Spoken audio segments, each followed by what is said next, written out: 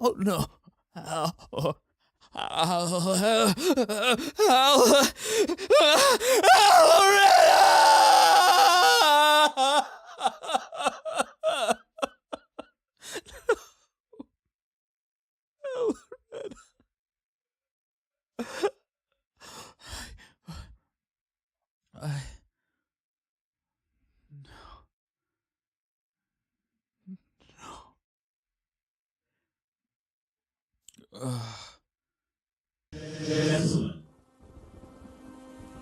My name is Keen Decker, and I'm here to invite you to an evening not like most others.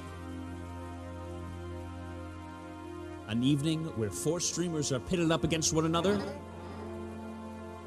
in hopes for fame and fortune. Will one streamer rise to the top and unlock fortunes like no other? Or will they all fall victim to the horrors of Marth's dungeon?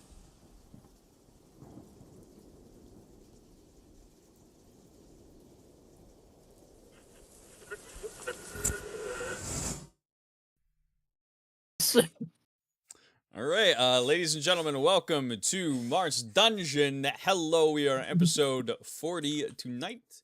Oh wait, I forgot to put on music. No wonder it was so quiet. Episode 40! Hey, episode 40, we made it! 40th anniversary! Let's go. Oh god, that's loud. Turn that down. Yeah, you're doing it. We last left off with the party in Brevaire finishing up some things in the caves of Brevaire. Thames fought a Homadi alone. The party heard his not even screams, but just his shell scraping across blood razor tiles on the ceiling and coming thudding to the ground. After they found Thames, there was a kind of brief explanation period for why Alice's head was sitting in Lookdown's hands.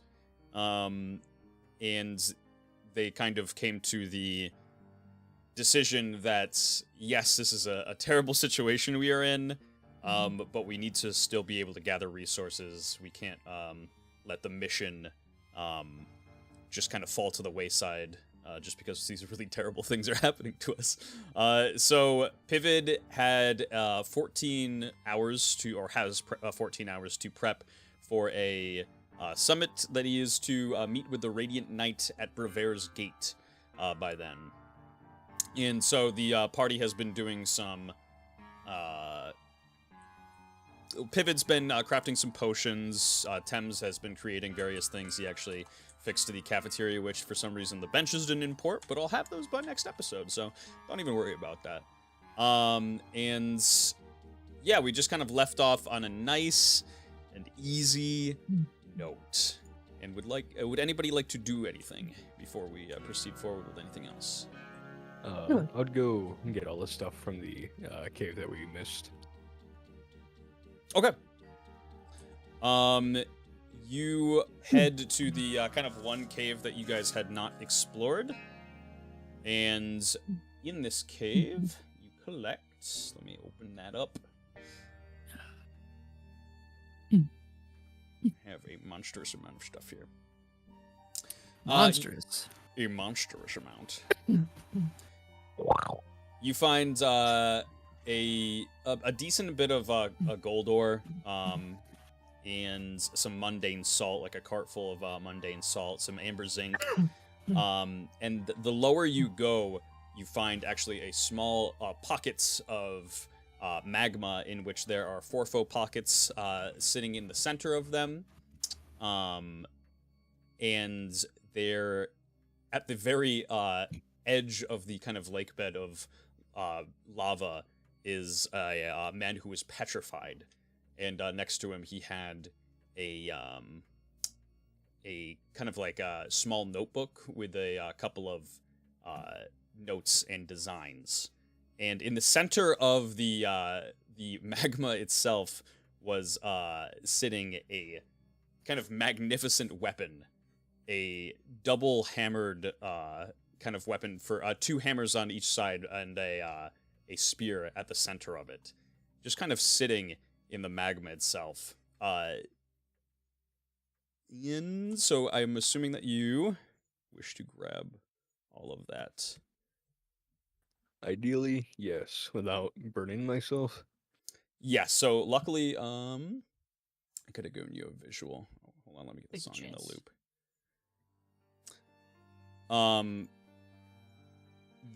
Fortunately, there are the forfo pockets that are sitting there are all hardened, so you can kind of just rest on top of them, as you kind of can hopscotch to the next possible tile, and then finally grab the weapon without burning yourself. Fortunately, and you can also mine the forfo pockets out, as you can pretty safely grab them.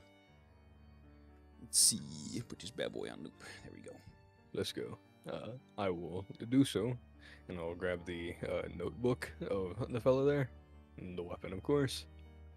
Perfect. The weapon that you grab out of the center of the kind of lake there is a weapon by the name of Credo.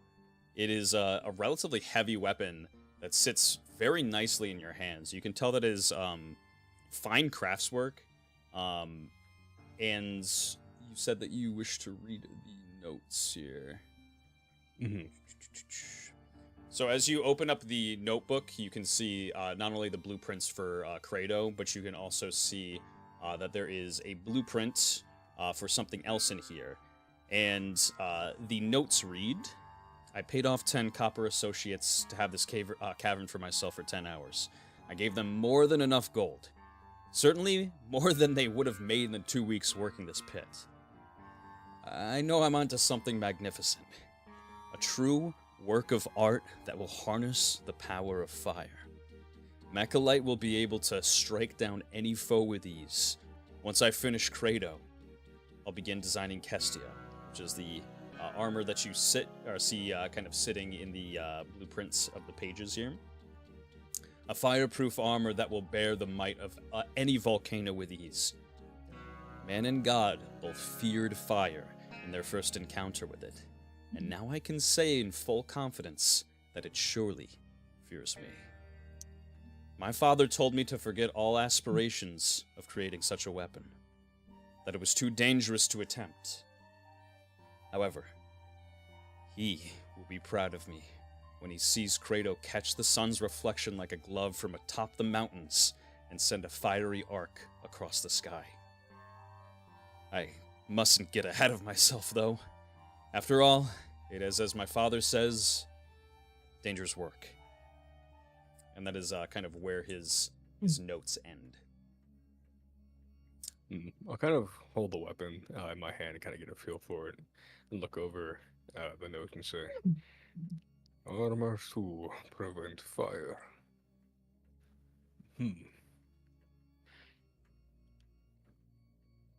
Maybe I could swim in magma with it.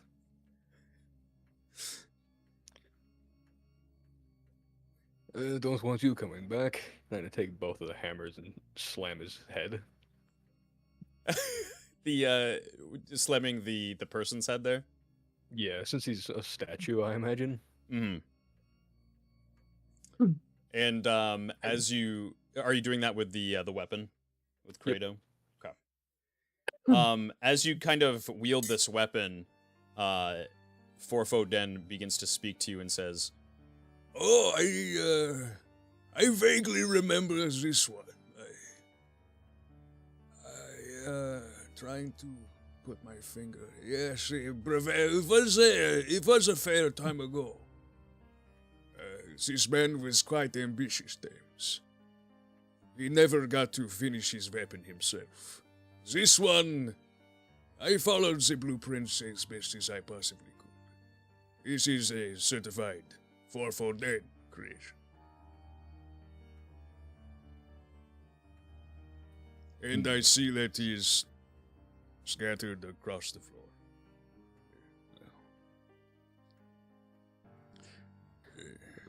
Apologies if he worships you. Unfortunately, Mechalician zealots are not on my priority list of potential threats later on down the road.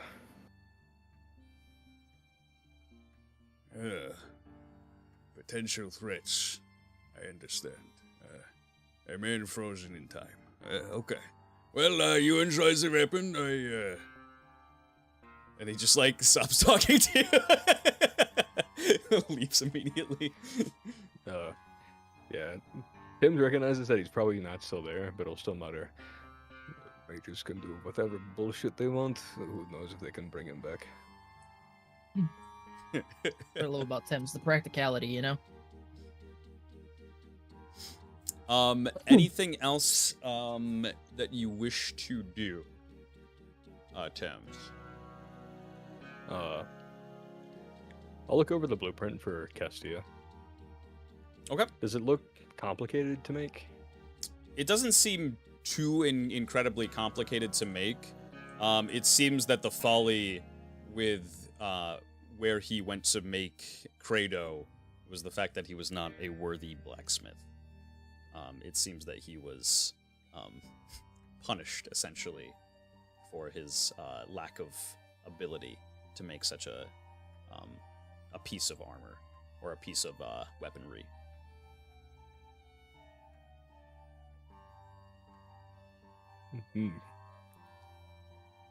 Really mind-blowing. No, walk out. Let me bring you back upstairs here. Ha! Yeehaw. That was funny. Was there Thanks, anything? Oh, sorry. Was there anything you wish to do with the rest of your time? I'll make a few things. I'll make the upgrade to the Marauder armor. I'll make pivot some crossbow bolts. I will make a steel blocking shield, and I will make a railgun. You know, normal things as some people would need sometimes. You know. Not a fucking cannon, it's fine. Bro. We're not going over this again. Where? I'm not getting what I want. Pimit's just fucking goblin crouching in the forge with a fucking boiling pot of water. Water.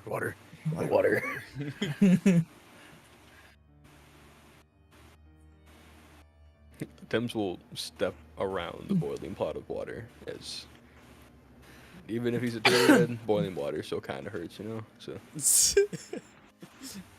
Memories of Hellspring. exactly. Tim's. What's with that guy? He like jerks a thumb over his shoulder.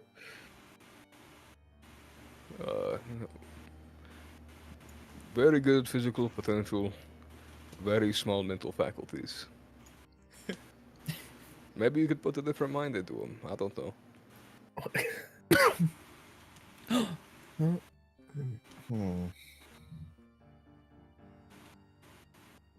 Maybe his body will probably decay by that point, though.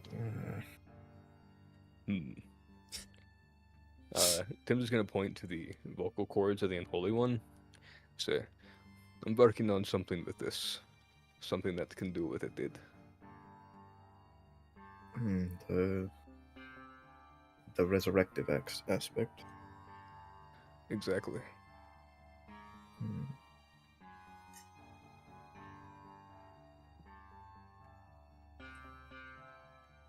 Anyways, want to see something cool? And he'll summon the railgun. What the shit? Dung! I have an asset for it. Beautiful. Yeah, it just kind of poofs into existence right in front of Thames, a relatively giant railgun. The hell is that? I do not know what to call it. It uses magnetic forces to make an object go back and forth very fast. And then release it when I want it to. I built up a lot of inertia for higher kinetic impact. Exactly.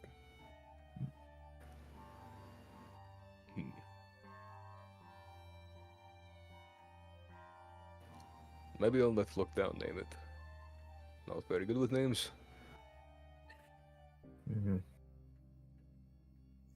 What?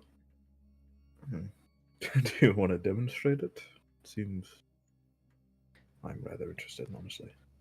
You see, I'm not certain, even with my craftsmanship, with this kind of technology, if using it will kill me.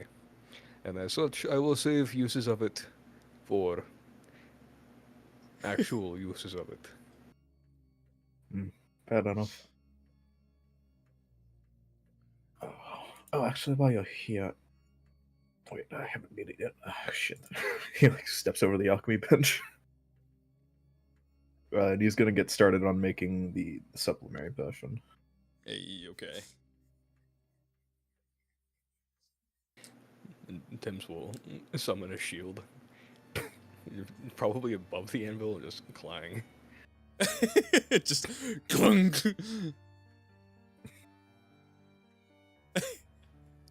He'll go pull out the Marauder armor from his forge, put it on there, and use a Homa D skull. Hey, let's go. So, repurpose the Homa D skull as the headpiece for the armor, yeah.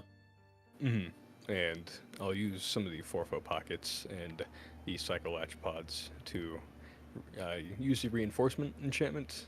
And I don't think we fully discussed the rules for the Psycholatch pods, but he'll try to apply them to the gauntlet. Okay. Yeah, we'll go over it after the episode, I suppose. Going for an enchantment. So I think that's an Arcana roll for me. Yeah. Yeah, I think it is. Hold on, let me open up your sheet here. Oops, or not multiple sheets. Tim's crafting list. Over on the side here. Yes, it would be an Arcana check. DC 10. Let's go. I'll use the big dice for this one. Woo!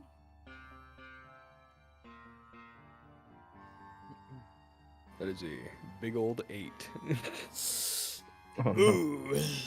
You,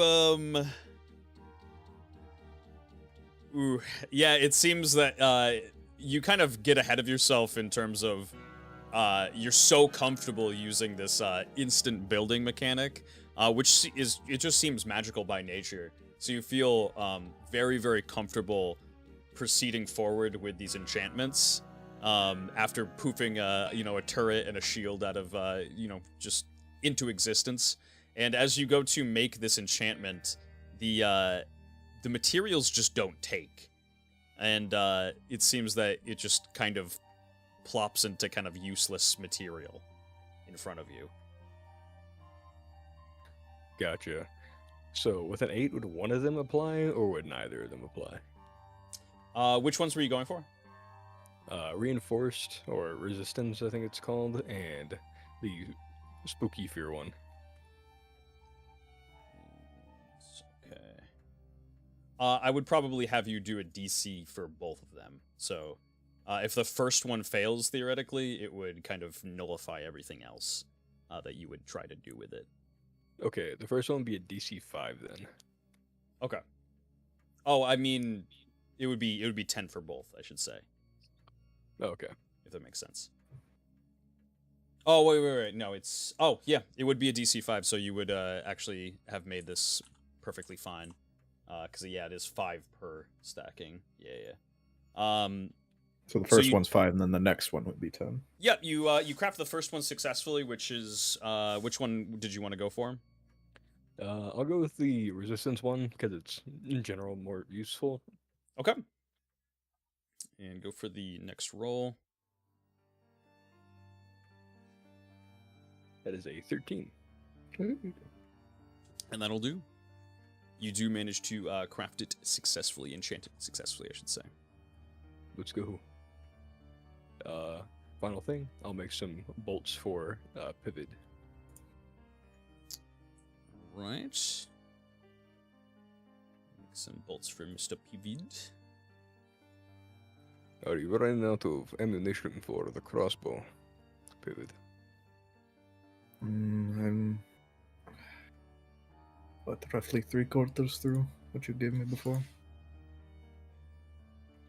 Well, I will give you 4/4 more. Fair enough.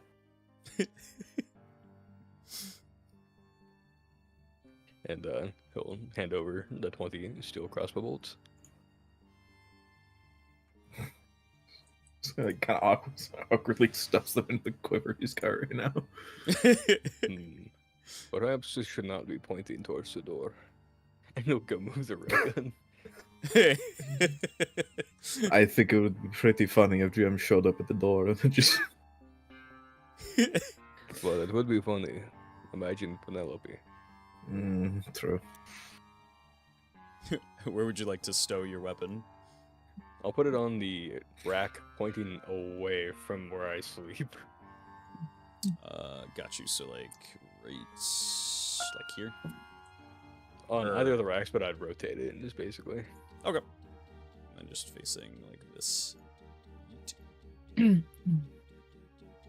Woe betide anyone who walks up that small hallway.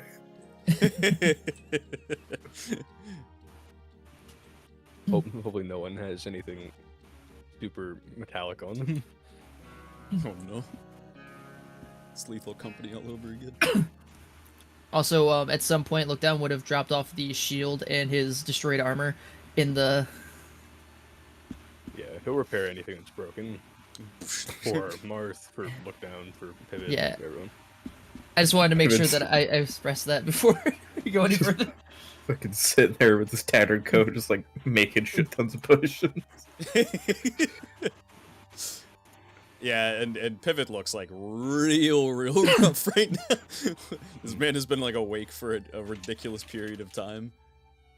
Pims will, like, once he's done with repairs, he'll just sit on the anvil to watch to see if Pivot, like, knocks himself out so he can, you know, not have him lay on the concrete floor or stone floor. But, yeah, Pivot, he'll just chill. he's like, he's working on a very like complex potion, so he's like fucking flying across this table with a bunch of different shit and a bunch of different like bowls.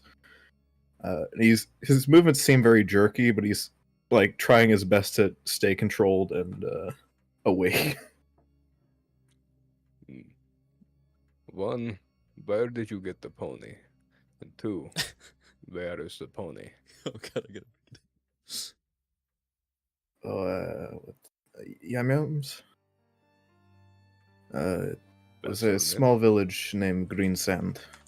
While I was traveling here from the border, I stopped by.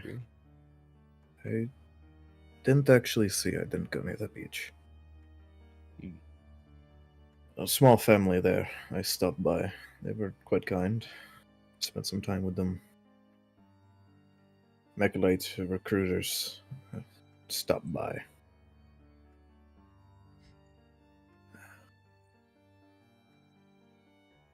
There's an old Herbetian who had put down roots in the building. An old war vet. They tried to take him. I took exception to that. Had to flee the village.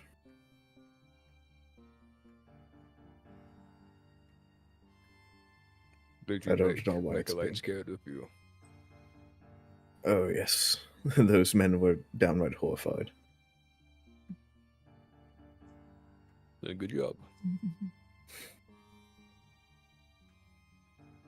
They have pamphlets describing our names, appearances, and some of our capabilities. It seems they've distributed among the populace. Do you have one? Would it be fair to say Pivot probably picked up a pamphlet off the corpses? Yeah, I would say so.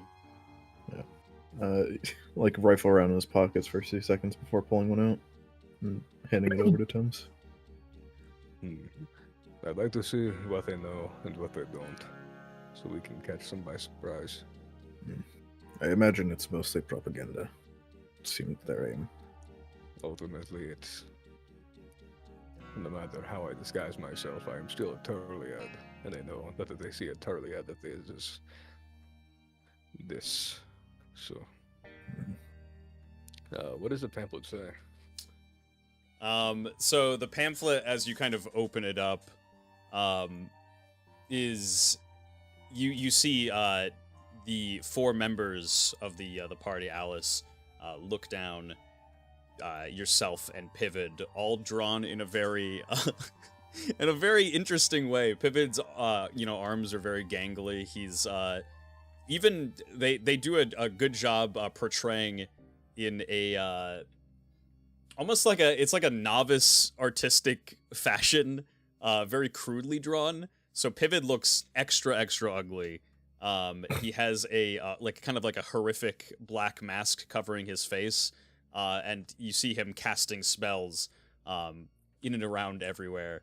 You see yourself kind of towering over a creature in which you have a body split apart and there's blood kind of just dripping off your mouth as a giant 8-foot Turliad. Alice is pickpocketing a citizen, a Mechalite citizen, and Look Down is being carried in like another hand by Thames, just like to his back. He's in a cage and being carried around, and he's up against the bars, kind of frothing at the mouth. What is this depiction? I wouldn't eat a human. It tastes fucking disgusting. No, I didn't actually look at the depictions for anyone but myself. What did they show? We'll show the fucking image of implying that he eats people. What the shit?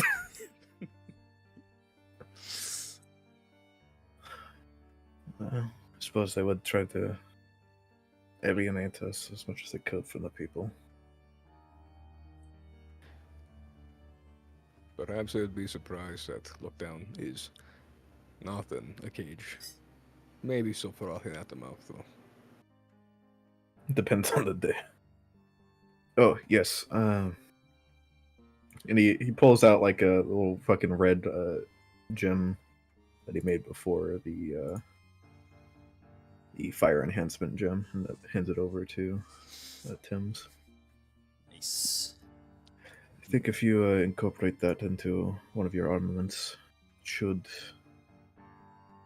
enchant it, essentially. We'll make it deal some fire damage whenever it lands, make it easier to swing. Ooh. Can Tim just like try to Fortnite build it onto his billhook? Yeah, for sure. Blueprint in one hand, pickaxe in the other. Yeah, he'll do so then. One last thing for me though, other than that, can I see if Michael's assumed Zaphadil had like a seal on him? Like, I have a copper wing seal. Did he have like a seal like that on him? You can check. Just give me an observation check. Okay. I will go back to making potion. That is a 16. So you thoroughly kind of look over this man's body, and it seems that he's virtually stripped of everything. It seems like he didn't really have much of anything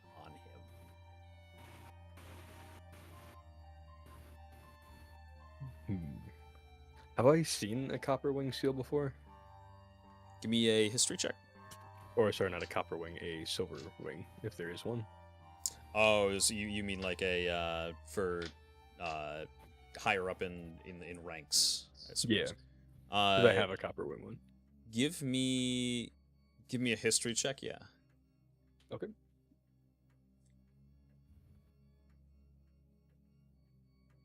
Ooh, that's a 19. So history, I think it's +2. Yep, that's a 21.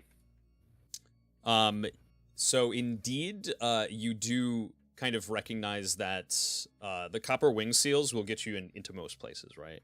However, they actually skip right past silver. There's only one form higher up than the original copper wing seal, which is gold. And they give those to very, very important officers.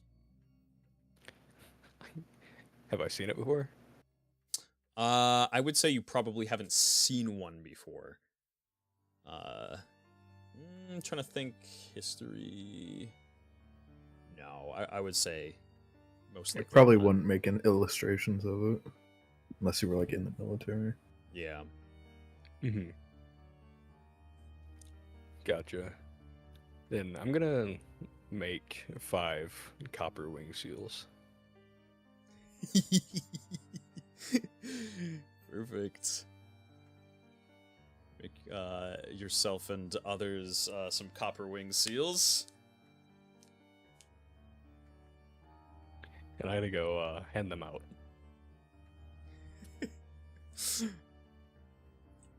Best not to give one to me. Let that be a surprise for later. I agree. And ultimately, I don't really need one. Unless I feel exceptionally lucky that day.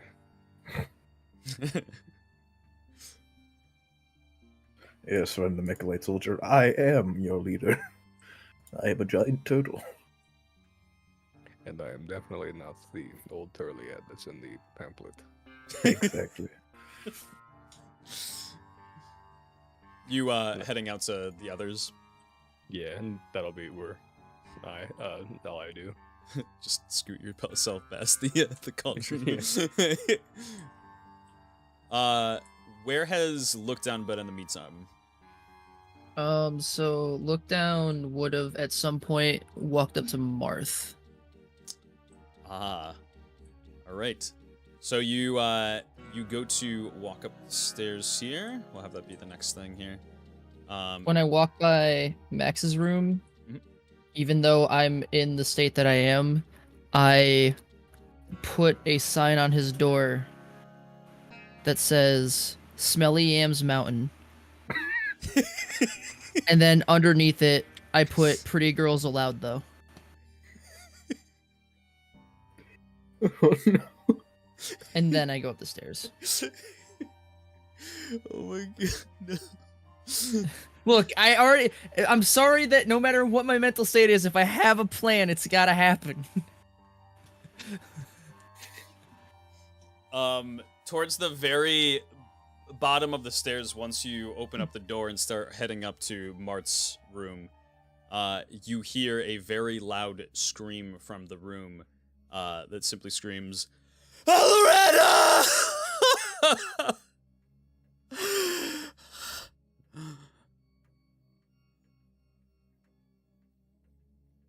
I wait a second. Also, it cut out on Discord. I'm so sorry. No, you're good. He screamed. Discord out. noise suppression just murders it. Yeah. So yeah, he screams Aloretta. You just hear him kind of just breathing heavily, muttering to himself a little bit. Can I hear what he's muttering? Give me an observation. That didn't even roll, but that's fine. Wow, I'm so sorry. I'm not even prepared. I don't even have my character sheet up. 11. Yeah, you can. It's not too far away, and it carries through the room decently well. You just hear him muttering, "No, no, oh God, okay." And you hear him move to the edge of the bed. When he starts saying no, on the second no, I start myself just saying no, no, no, and then I close my eyes and I knock on the door. You knock on the door and you hear kind of the squeak of the bed as Marth leans toward the edge of it and presses up on his feet and says, Oh, hello? Hi. "Oh, look down. Come right in." Sorry, I was I just opened the taking a door. nap. You open up the door and you see that Marth tucks away the Book of Naterna to his side. Sounded like bad nap. Just a bad dream is all. Nothing to really be too concerned about.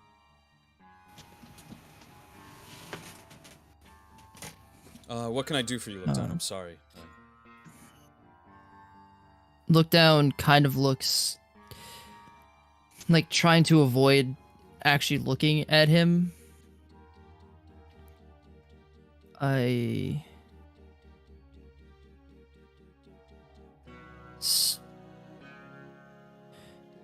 feel like I should help the bad guys. Excuse me? I try to help friends, and I feel like it goes bad. If I help bad guys, maybe it goes bad for them.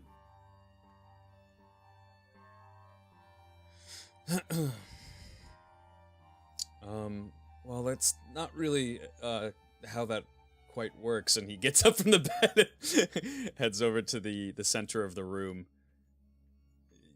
If you were to help the bad guys, you would be hurting us as individuals. Is that what you want? No. In what way would you be helping them? I don't know. I don't actually want to help them. Well, the reality, I suppose, is when you go to help somebody, it sometimes doesn't always pan out that you directly just help them. Sometimes the beneficiaries of, the people that benefit from the help that you're giving, sometimes they can be bad people as well. Just look at Brever. It's a pretty good example, I suppose. We came into Brever to secure some supplies, drive some fear into Mechalite, and assault their army, but a lot of innocent people got hurt because of it. People who most certainly didn't deserve it. I mean, we almost lost you, we almost lost Thames. We're fortunate that you both survived the incident with the bomb itself. Sometimes when you do something, it will have the reverse outcome of your actions, or of your intentions, I should say. If that makes sense. I'm sorry, I just woke up. I think I understand. I just want to keep everyone safe. I know. I want that as well. And if I'm to be honest, I'm also very sad about Alice. She stepped in to try to save me. I don't know if the Radiant Knight would have done anything to me had she not, but There's a twitch at the mention of Radiant Knight's name. pretty sad about it. I'm sorry I couldn't do anything about it, Look Down. But what I do I know look down. is that we will be able to do something about it. I have a plan that you might not like that may just end up going along with your thought process when you came to talk to me. We might need to seek help from an enemy of an enemy.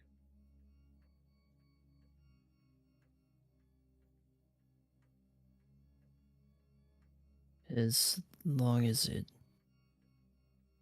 helps us kill the Radiant Knight. I need to be stronger.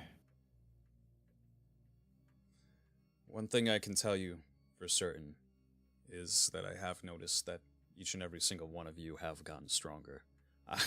Even miraculously Maxwell, I see it within him. He's the man eats about 14 cabbages a day, but he still somehow is getting himself more fit. We're all becoming better fighters, Look Down. I'm nowhere near where I used to be when I was younger, 18, but I know we'll get to the point that we can bring a fight to the Radiant Knight. I know that to be true. I didn't even scratch his armor. Yeah, if it makes you feel better, I didn't either. It doesn't. You looked pretty rough after the bomb. Are you okay? You seemed pretty frazzled. I don't like water. Well, I guess that makes two of us. I thought I did. And then a memory came back. What's this memory? One of the... wasn't even an experiment, I don't think. Just them torturing. A man would shove me into water until I drown. That would understandably scar anybody. I'm sorry to hear it. I wonder where he is. With any luck, it's either dead or... And he goes to, like, say something else, but then stops.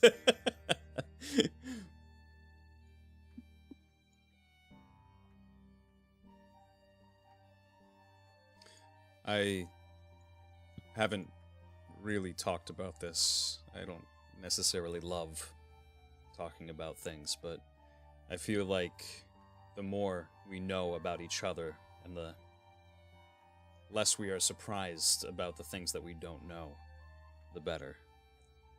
So I guess I can be candid with you. I also have a slight fear of the water. My mother, I was told, drowned when I was young. I don't even know if that's true. Look down. I look down.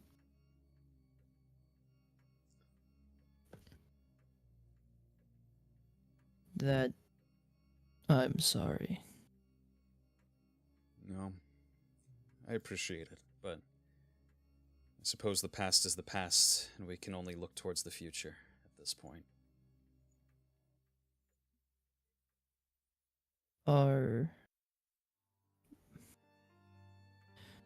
What are mothers?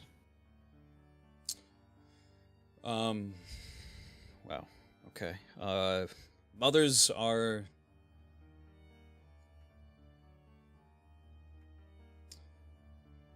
Wow. Oh boy.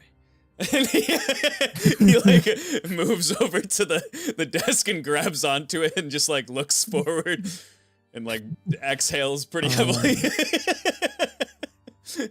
Are they like fathers? They're almost just like fathers. They serve a similar role in a child's life. So, also bad. No, where did you hear that? Every time I've heard father, it's been bad people. And he Like, kind of like Alex.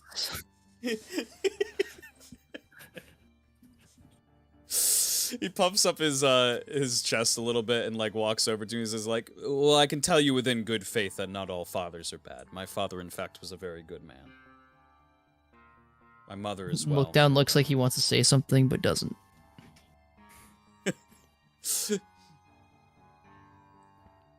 I hope that you're not thinking about helping any bad people. We No. could use you here for a long time, truly.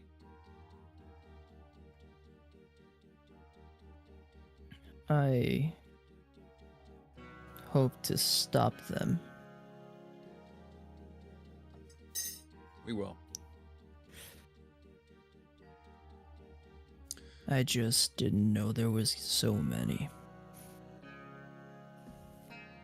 Yeah, there used to be that many in Petovia as well, but, well, yeah.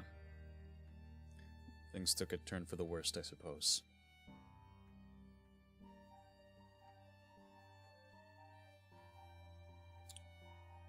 Is there, I won't go to bad guys. I'll stay here and do better at helping. Thank you, Look Down. You're truly a great help. I think you should know. I think between our combined efforts, we can make a great difference. I, after all, think we would be most certainly lost in combat without you.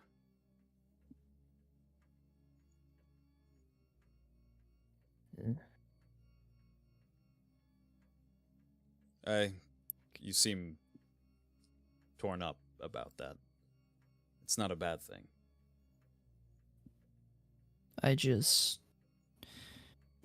You can move a castle. Max can brighten a room. I have learned that that's a good thing. Pivot can make things. Thames can build us weapons and armor that have saved me many a time. I just sit here. Well, like I said... Thames and yourself are good fighters. Pivot can do a lot of things. I don't do much. I can tell you that you certainly do a lot. Maybe you don't have a natural skill right off the bat from coming out of captivity of however long you've been in these dungeons. And it's perfectly understandable. You've been locked up your entire life.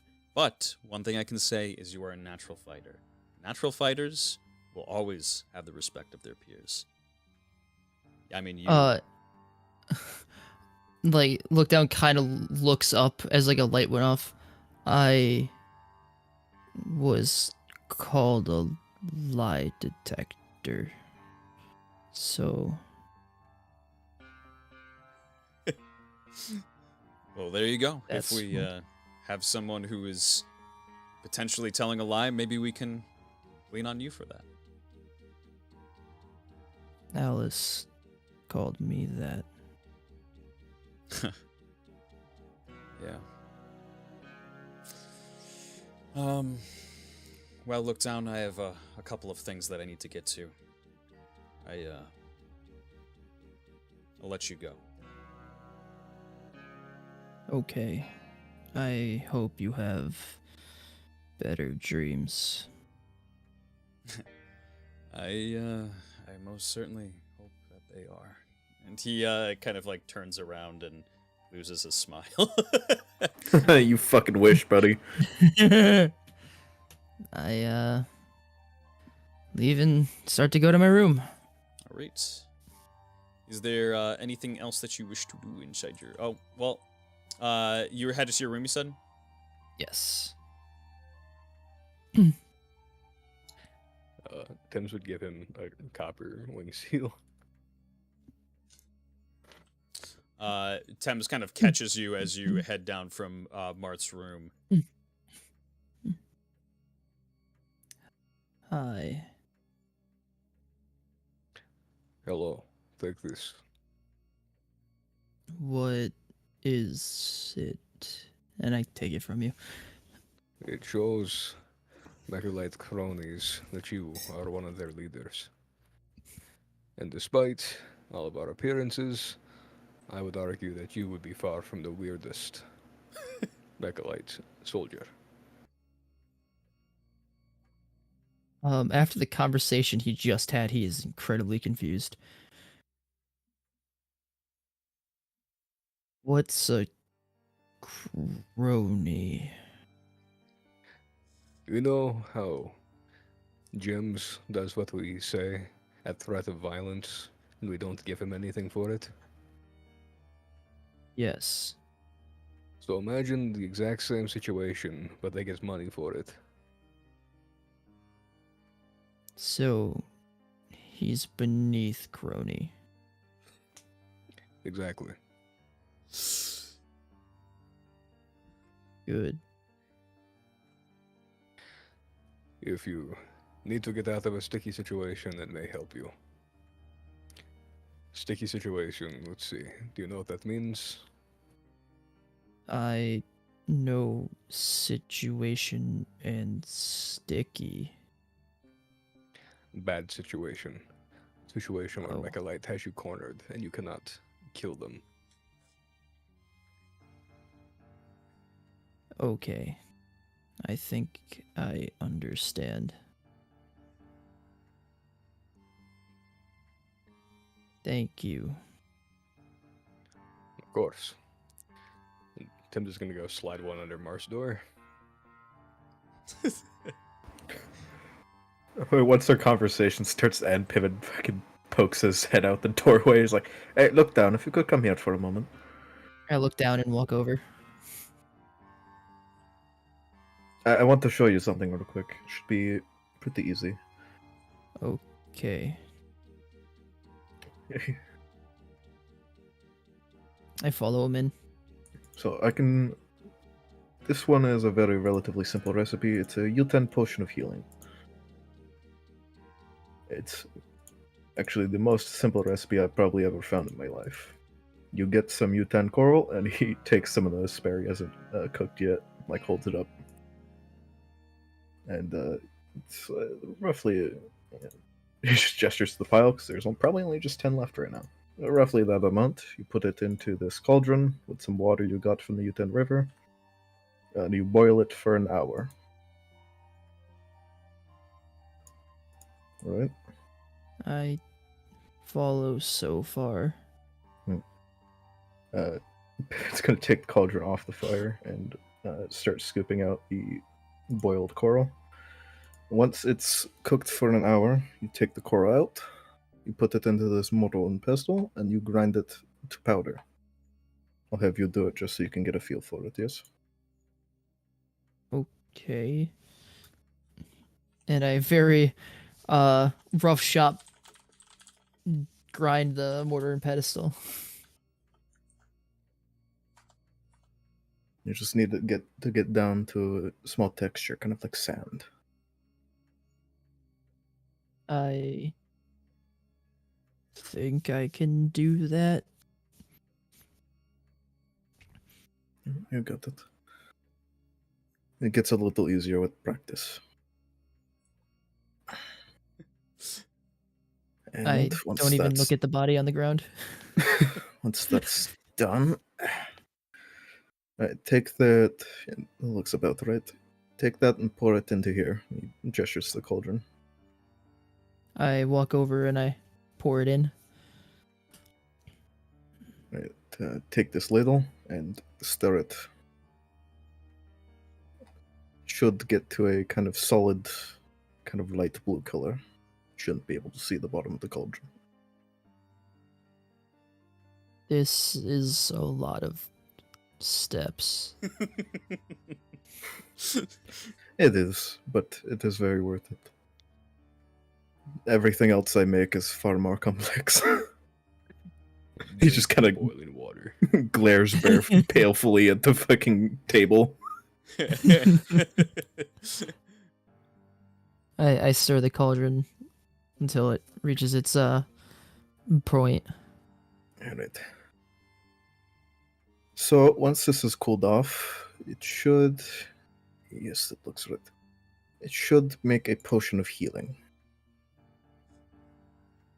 Basically, if someone's critically injured, it should be able to restore their vitality. Give them a second shot. They've already made a few. He takes 2 potions off the table and hands them to look down. Thank you. You're usually pretty active about protecting others, making sure they stay on their feet. It's a good thing. May as well encourage it. I hope I don't need to use these. So do I, but best to be prepared, especially if I'm going to be dragged away so often. Let's see. Oh, yes. He grabs some ice and fucking tosses it in. Is this the next step? It's more of just I'm impatient. You don't have to do this if you're willing to wait for it to cool. Oh, Let's see. Yeah, that'll work. Get the bottle off the table. An empty one. I go and fetch a bottle. Don't mind him. So take this don't small ladle anymore. and try to scoop it into the potion. If it spills over, it's fine. Right into the bottle. Look down, takes like a deep breath to like steady himself, and then tries to. And instead of doing like the smart thing where like you hold the bottle over the cauldron, so if it spills back into the cauldron, he pulls it away from the cauldron. Nope. Over the cauldron. Oh. If it spills over, it'll fall into the cauldron and you can get it back. That makes sense. And then I try to pour it into the. Can you give me a dexterity check? I was about to ask if I can roll for this.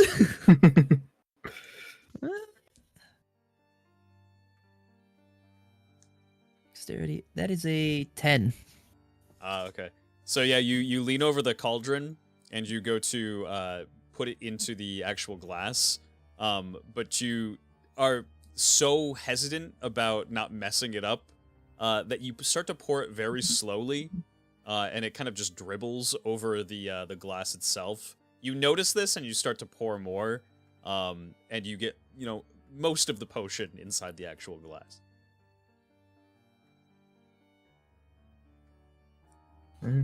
Not bad for the first time. The first time I did it, it was still boiling hot, and I threw the glass on the floor. It was not fun. Well, you are a good teacher, so. Thank you. Well, thank you if for we- not boiling me.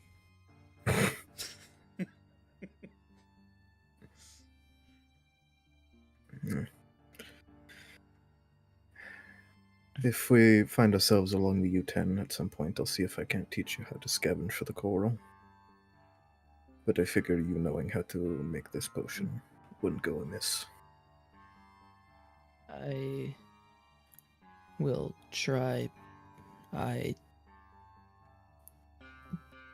And look down, just kind of like stares into the cauldron. Don't like water.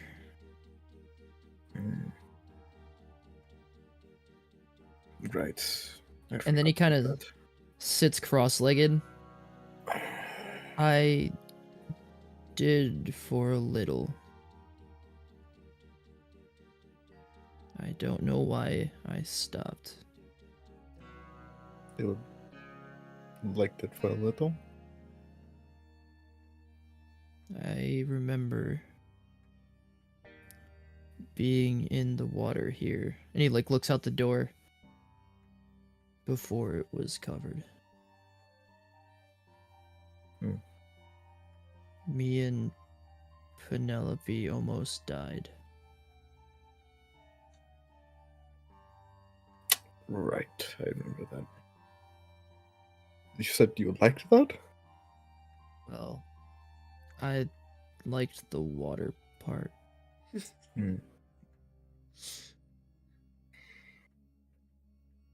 Perhaps it was more because you had easy access to the edge, and it was your choice to step into the water, instead of it being involuntary or sudden.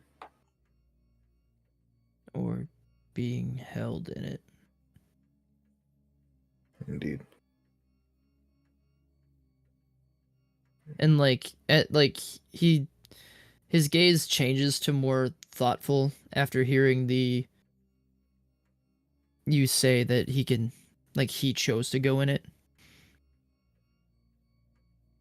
Maybe I can like it again.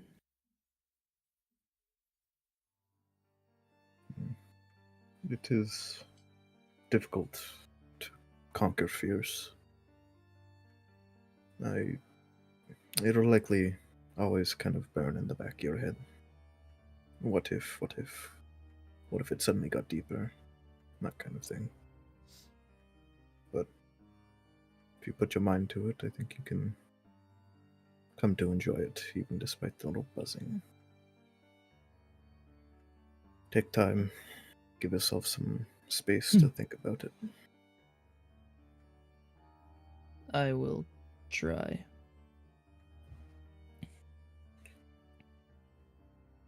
Lord knows we used that enough on you. I have some questions. Do you mind if I work while we talk? I have a lot to do. I don't know if I can ask them now. I will later.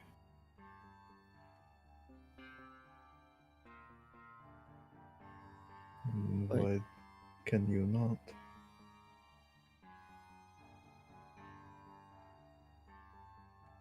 I don't know if I can handle talking about them now. Oh, I see. And like he actually kind of looks at you. It will be about before. You'd see, like, you can only see his mouth, but he kind of just grimaces. Right. I don't want to, but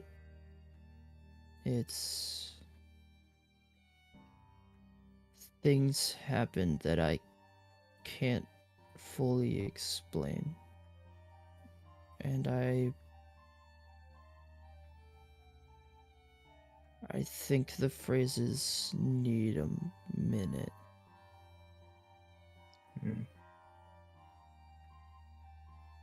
Well, uh,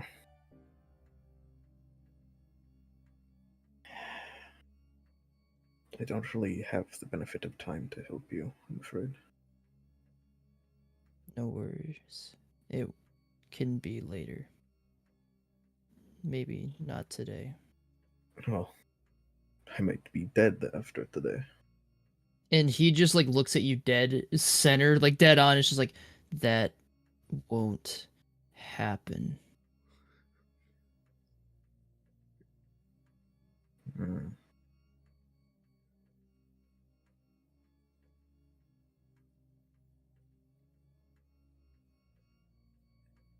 No one else dies.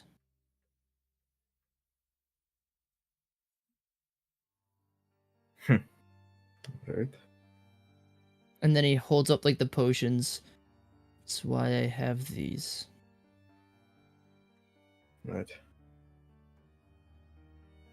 Right.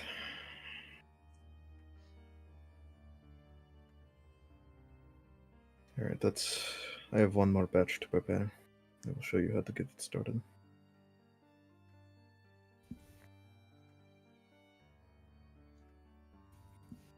I would be there for a little bit, and then eventually Lookdown would want to kind of go by himself. Yeah. He would just show you how to get the fire started and Yeah. get it boiling, and then you just, you can go. I would say I figured there was like here's an introduction to basics. Okay, now this is where it ends. Yep. Motherfucker, you're not gonna fucking die on my watch. You're not. That's the thing, it's not gonna be on your watch. Oh god, my eyes. I So was like, says you. oh no. So says you, motherfucker. Look down, isn't he all what?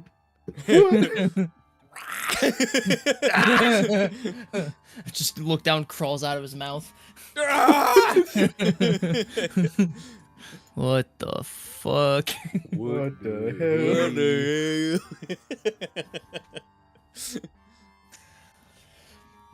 You said look down after a while is headed off.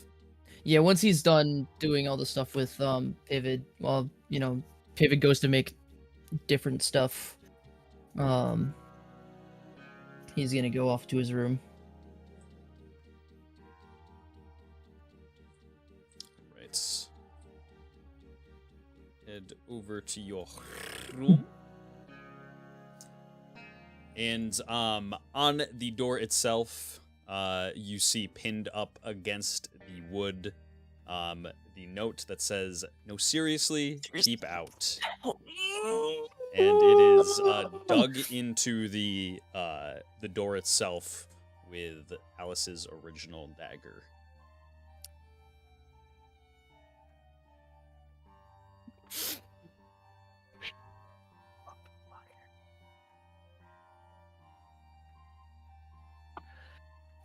Oof. Anybody else have anything they want to do before I do what I'm about to do? Anybody going once, going twice? I'm making a potion. I have seals to hand out. I was gonna say you did hand out your seal under the door to Marth. Were you opening the door? Or were you just sliding it under? He would rather not talk with Marth if he has the opportunity not to be fair. You slide it under, and you just hear Marth kind of like walk up to the door, and like just stand there.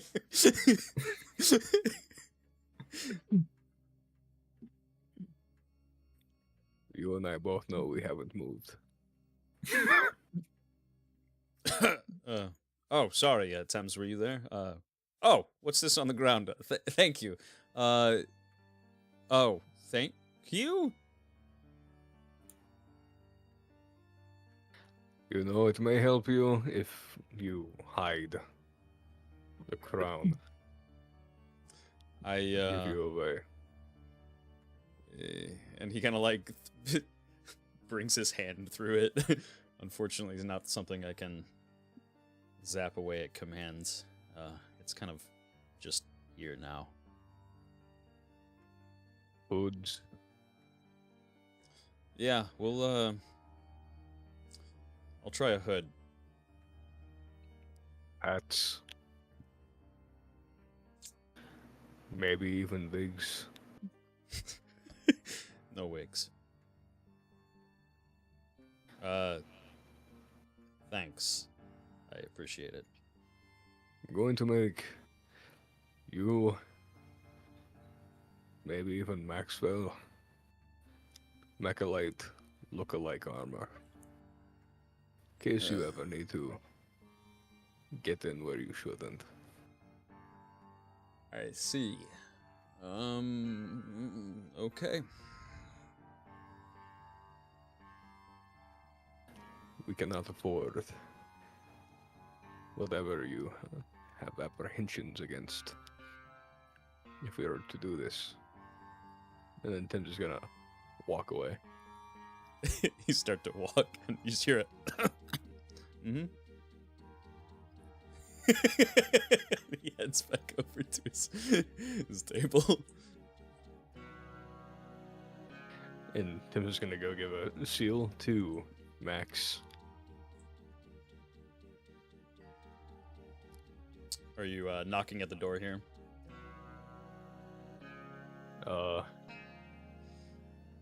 Tim's will slide this one under the door and then walk away as fast as he can.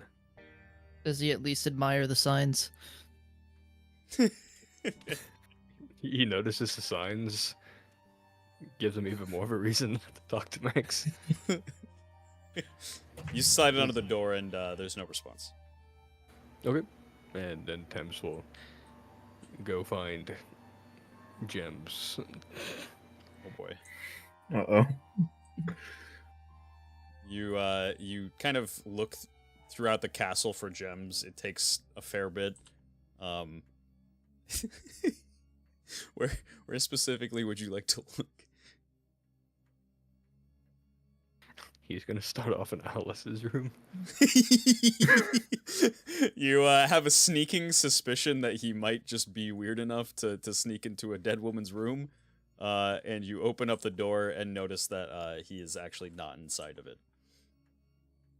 Okay.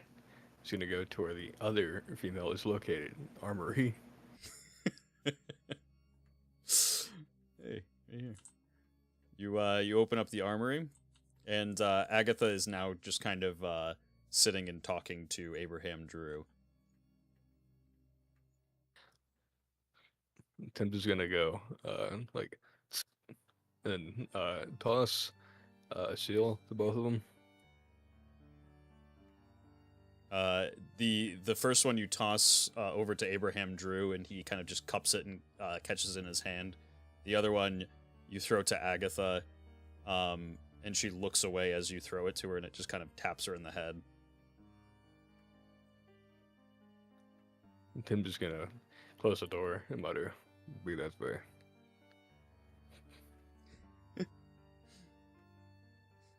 And yep. There's one woman located left in the castle. You head down into the dungeons here, and sure enough, as you are heading into the dungeons, you see Gems just kind of leaning against the wall, with like a just like a little piece of like a can, just dragging it against the bars. Oh, my dear, I have quite loved the time that I have spent with you. Truly, you are the representation of perfection itself. Tim's is just walking over, grabbing him in an armbar around the neck, and then walking him out. Yeah, you just yeah, you hear kind of Ditto's scream from inside the thing. It's like, yeah, right away! And then you just see him just get yoinked away, and then she just immediately stops and goes, oh. You just drag him away. Yeah, I'm gonna put a copperwing seal in his pocket. Goodness, normally when I get grabbed behind like that, it is well, it means a fight is coming along, or someone who's getting a little bit too handsy. Okay, he's taking a nap now. I'm arm around his fucking neck and squeezing. Roll a strength check. Oh no! He gets what he deserves. I rolled a fucking 25. Let me, He's Yeah. got this. This is gems he we're talking about here. he kind of like goes to grab around your arm, but can't even fit his fingers under it, and he's just. We can talk about.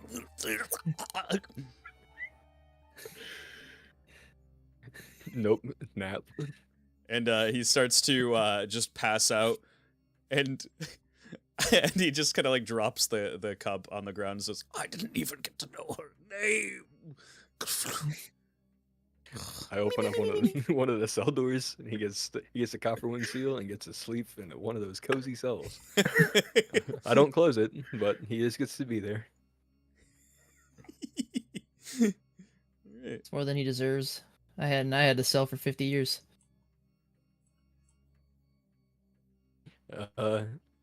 Yeah. I also don't want to have to listen to him every time we go down there. And then Thames is off to honestly probably go like see what Pivot was working on and sleep. Understandable. Take a little nappy nap.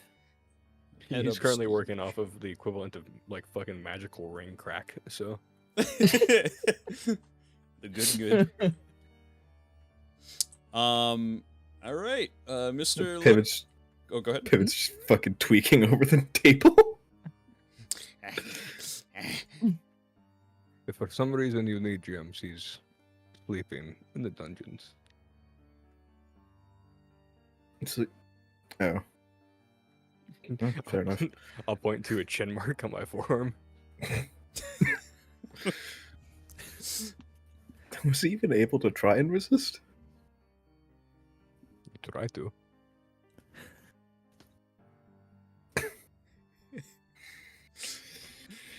Hey.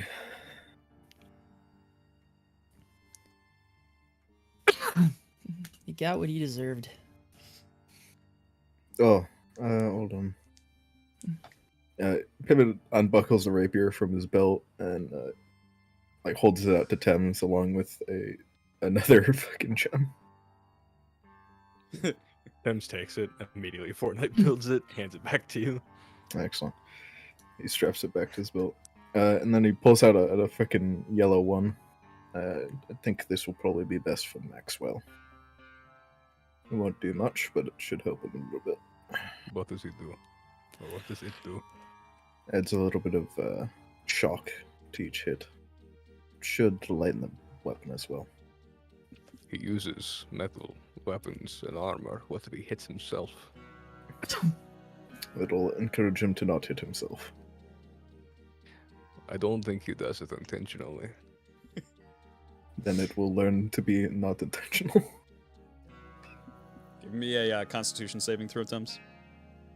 Oh boy, we're good at these.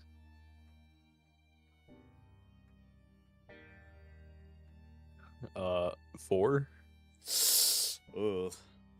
Yeah, you feel like almost like when you are drinking. I guess the best thing you can compare it to is alcohol.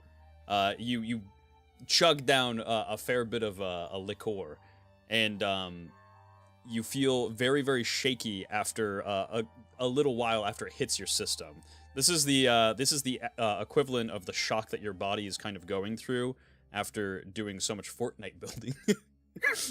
Nice. You almost kind of fall into the pot, but manage to catch yourself on the rim of it. Whoa. You're right, Thames. The building ability is reliant on my own energy. My diet's not currently very good. I'll just leave this on the table then. Should probably go and take a nap. Indeed.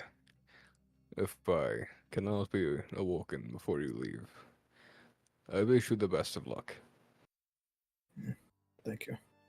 I will leave something for you on the anvil. Thames, kind of uncharacteristically, will kind of put a hand on Pivot's shoulder and kind of just give it like an affirming nod. And Pivot will nod back. No, go sleep.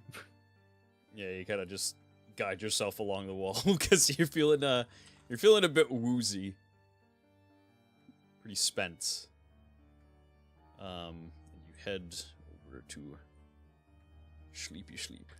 And before he goes to sleep, he's going to take the shot crystal off of himself and set it by his bed because he does not want to crush it and then get shocked. Understandable. Well,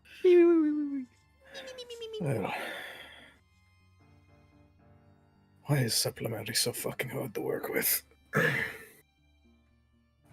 Fucking back to potion brewing because this thing sucks. Perfect. And Mr. Look Down.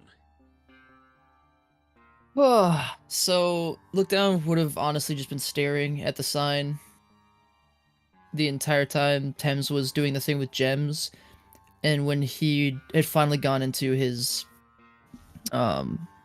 forge, Look Down would have grabbed the dagger on the wall, and then after a second pull it out and just have the sign drop to the ground, open the door and go inside. Mhm. And I don't know if the cloak has like a pocket for the dagger on it or something like that. Yep. He would put it there, and I didn't describe it in the last time I described all the scribblings, but Alice's name is in like kind of a bubbly print. It's not like, you know, fun bubbly, but it's just like, it's more than that, like a air bubbly effect. Mhm. Thames's name is more, it's still got the double effect, but it's all sharp corners, instead of being more rounded.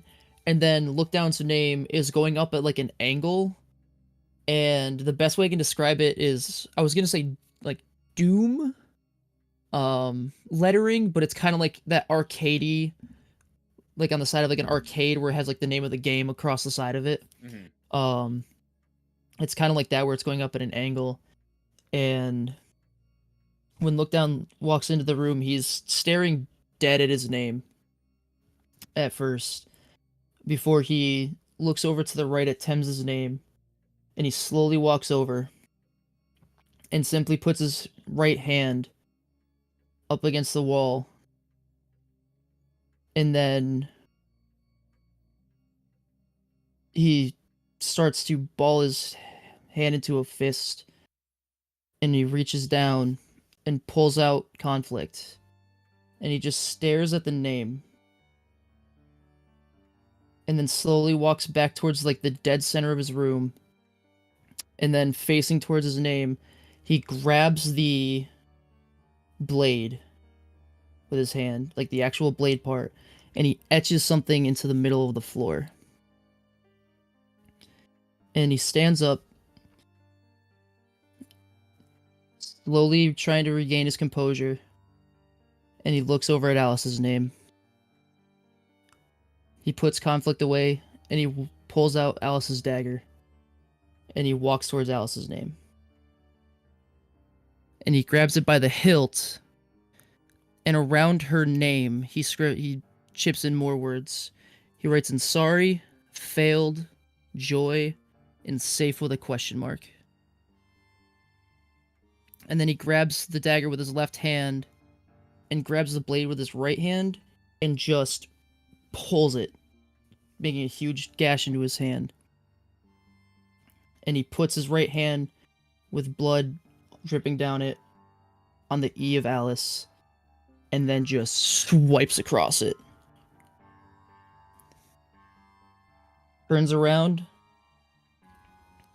and sits down right underneath it, back up against it, up against the wall underneath her name. And he pulls out a drum that he got in Reddish, and he starts to play the only song he knows. Except, this isn't a piano, and it doesn't sound right.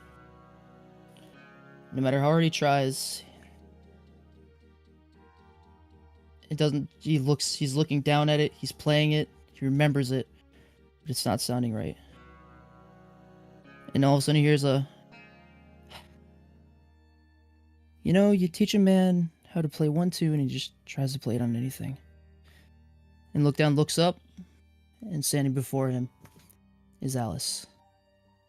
Hand in her head. And he smiles.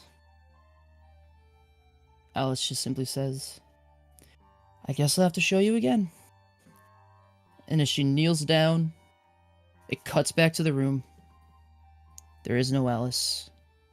There is no smile. Look Down is just playing a tune that he learned in Belmont's Town Inn. And he's playing it perfectly. And a single tear falls down his face. That's all he does.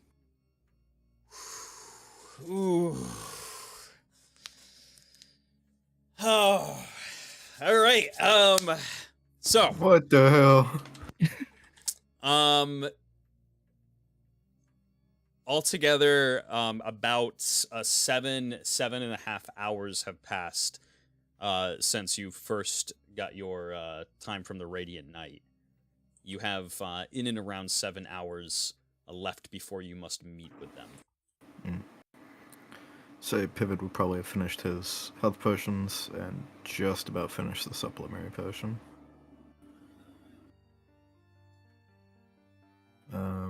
Once the supplementary potion is finished, he's going to leave a note describing everything it does, and leave it with the potion on the small anvil, along with the potion of healing.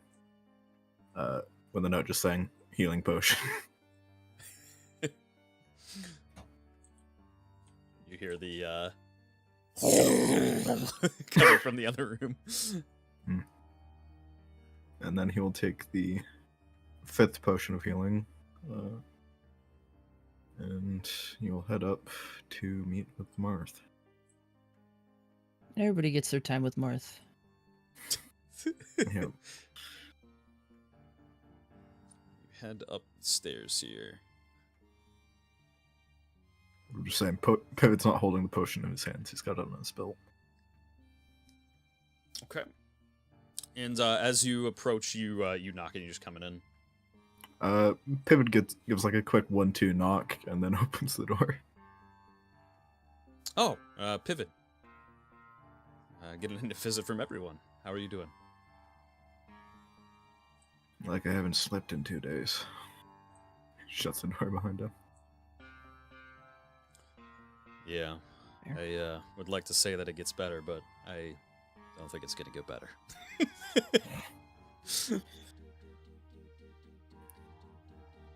Pivot will walk over to him. Finished my brewing for you. And he pulls the potion of healing off his belt and hands it to him. And you just see a sense of relief just in his eyes. He's like, oh my god. This is, whew. This is nice. Look down his 3. Thames has another. Well, this'll go a long way. Yeah. We'll try to be careful in your absence. I believe in you. You said you wanted to see me? Yes, I wanted to see you because, well, Pivot, do you trust me?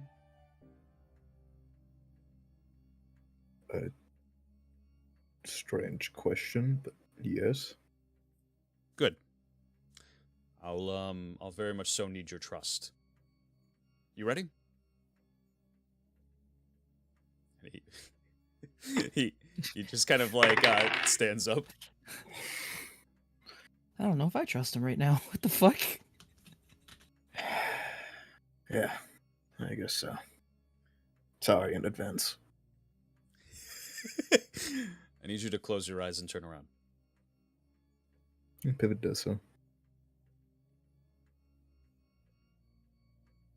And he places his hand on your shoulder and says, "I'm coming for you, Neo." And he casts his sleeping spell on you.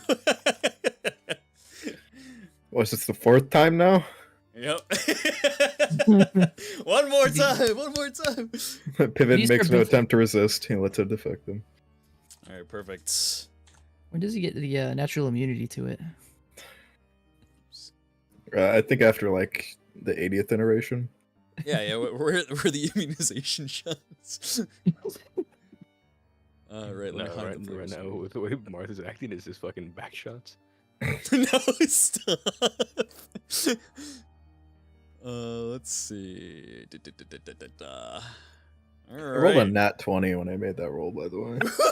Let's go, Ooh. baby. We take those.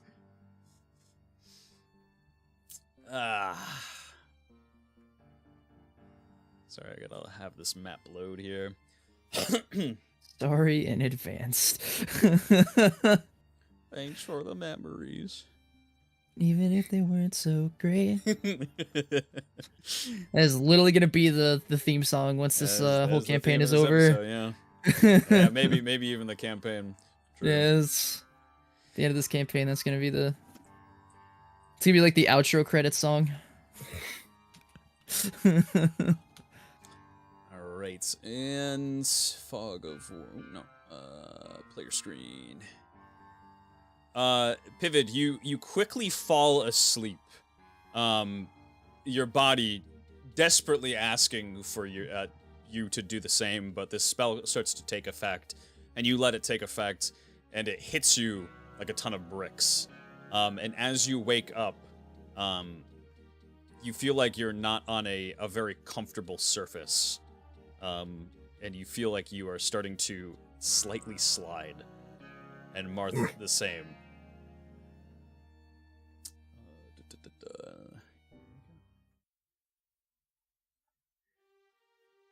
What the? Oh. And as you kind of wake up from keeping yourself from sliding, Marth looks around and looks under him and says, okay. Well, everybody's different. It seems like yours is a mask. And he looks over to you, looks at your mask. Is that a surprise? No, not so much. Pivot just looks into that eye hole on his right. On his right, so over here. Yep. Yeah. You look down into this this eye here, and you see a long. Let's see if I can get rid of the mask just very quickly here. You see a long kind of almost escalator like surface that leads to a center shaking globe. That is the pupil of the eye itself.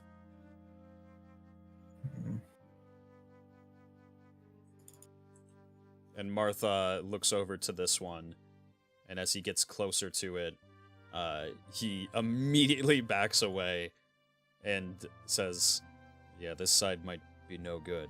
I can tell that there's some kind of obstruction here." Yeah. Mm-hmm. I really don't want to go on this side. Well, that's all we got. If you have any objections to me seeing into your own mind, your own memories, I suggest that we turn back now. But My this is sins the are only my way. own. That you would know them is probably pure benefit. I cannot. I just don't want to think of them. And Pivot steps off into the eye. You step off the platform, and let me actually just get rid of this for now for me as well.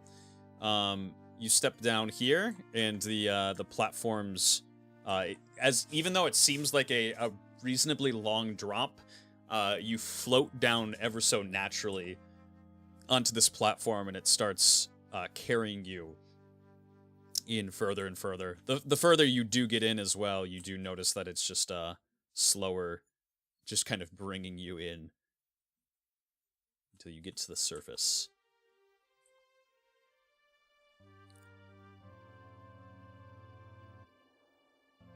What can I tell of this? Give me give me an observation check. 17. From your own kind of inner psyche, you like to bury things deep within, keep them hidden in trinkets. Very, very. Your mind is very represented by these types of metaphorical things.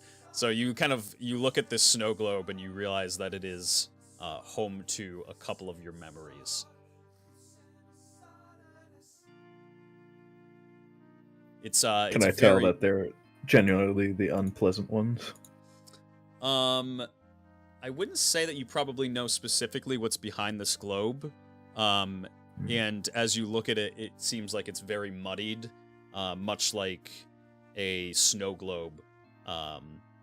It's just kind of, you can't see into it. You would probably need to shake it.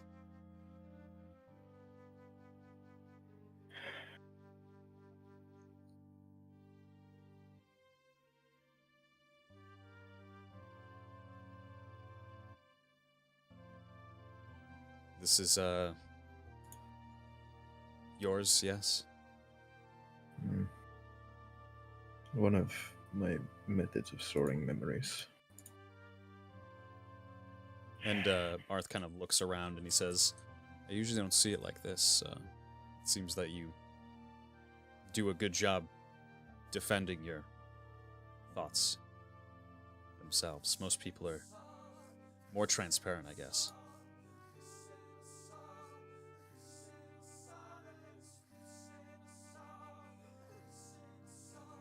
Yes, well, spend a lot of time hiding things from yourself. You can get used to it. He reaches out and he starts shaking the globe. You go to shake the globe. And once again, hide the screen so I don't do this properly. Enable fog.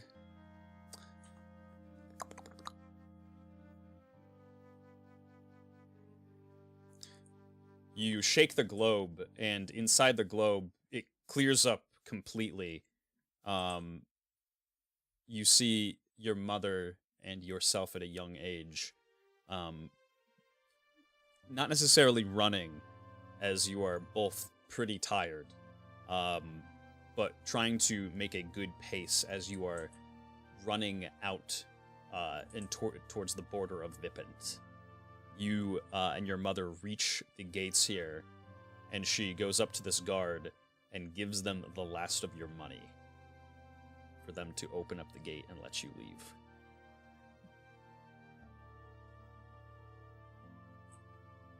This is you as a child, yes? Indeed. When we fled Trail. Huh. We didn't have much.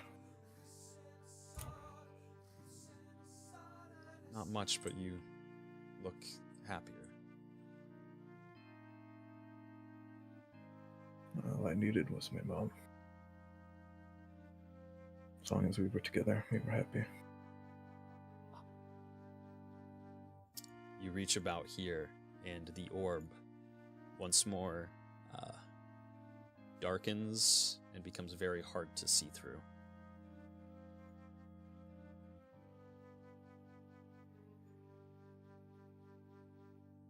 Until it obscures itself entirely.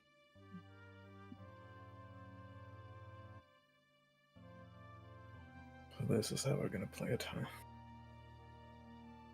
Come on now. I haven't got all day. He shakes it again.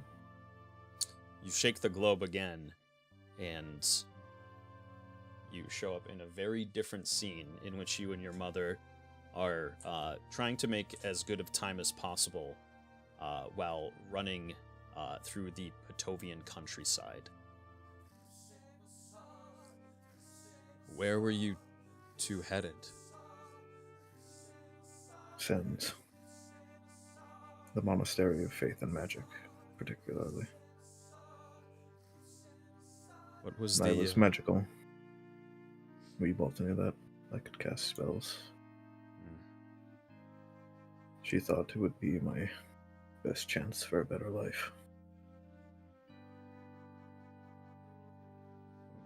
How was the... And he kind of, like, hesitates to actually say it.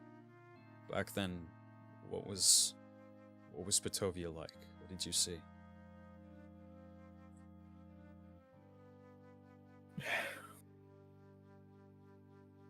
Frankly, it was terrible. Monsters, bandits, infested the roads in the wilderness. Every day. There's nothing I could really... Exhausted everything I could possibly make just to get away. As you say this, monsters do appear. And you sang everything that you possibly could just to drive these forces away.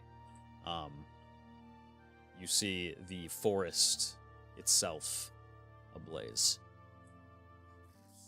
as you and your mother run.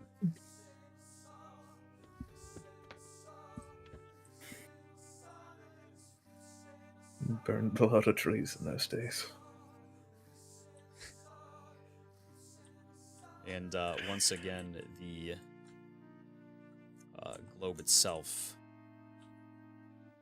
begins to become less and less transparent.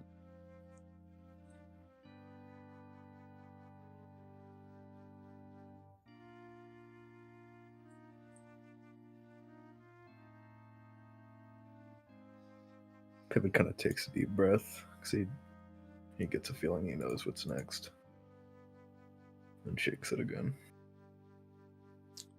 You hesitantly shake the globe, and you move on to the doorstep of Sen's castle, in which your mother, almost collapsing, comes to her knees right at the gate and essentially screams sanctuary. Please, please, save my child. Do for him what his mother could not and give him a good life.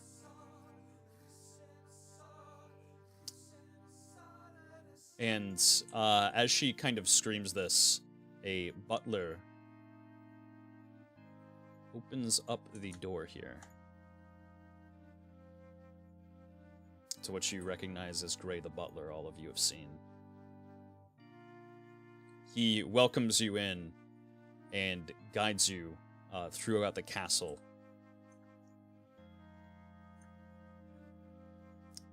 Let's see. Guides you out throughout the castle into the throne room itself. And as you're walking throughout the castle itself, very quickly, you see Thames in a separate room as you're looking from above, slaving away inside a very, very small chamber to just work at. He's very cramped. He seems exhausted, and he's just endlessly creating weapons and armors, tools for which he knows are probably going to be used in ways that he wish they wouldn't. He kind of wipes some sweat off his brow before taking a seat if only just for a second, and getting himself back up and working again.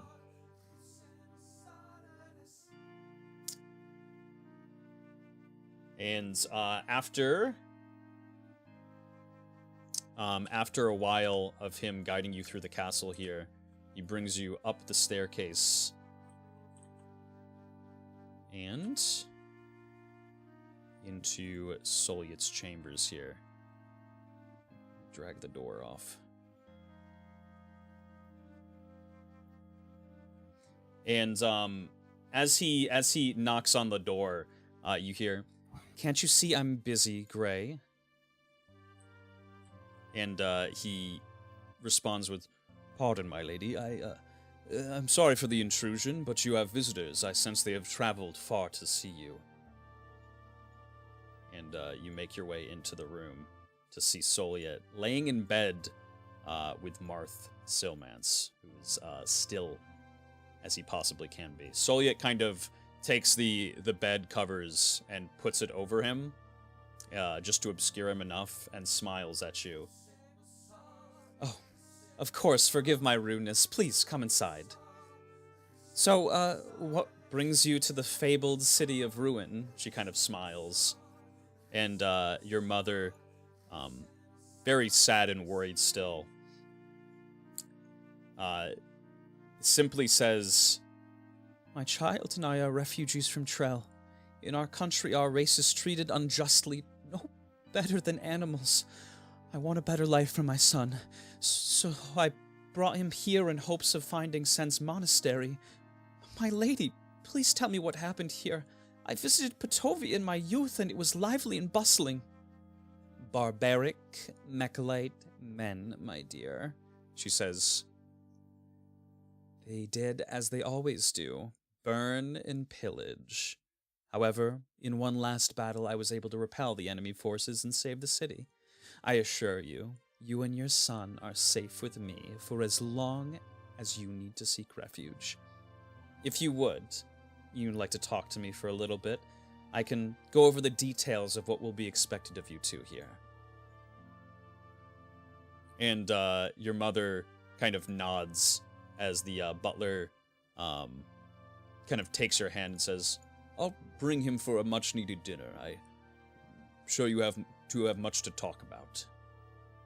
And Soliet agrees. She says, "A splendid idea." Pivot kind of seems distressed at the concept of leaving his mother, but he follows nonetheless. And as you head down the stairs, you can see it in your eyes. Just the simple... Let me add the vision to your character here.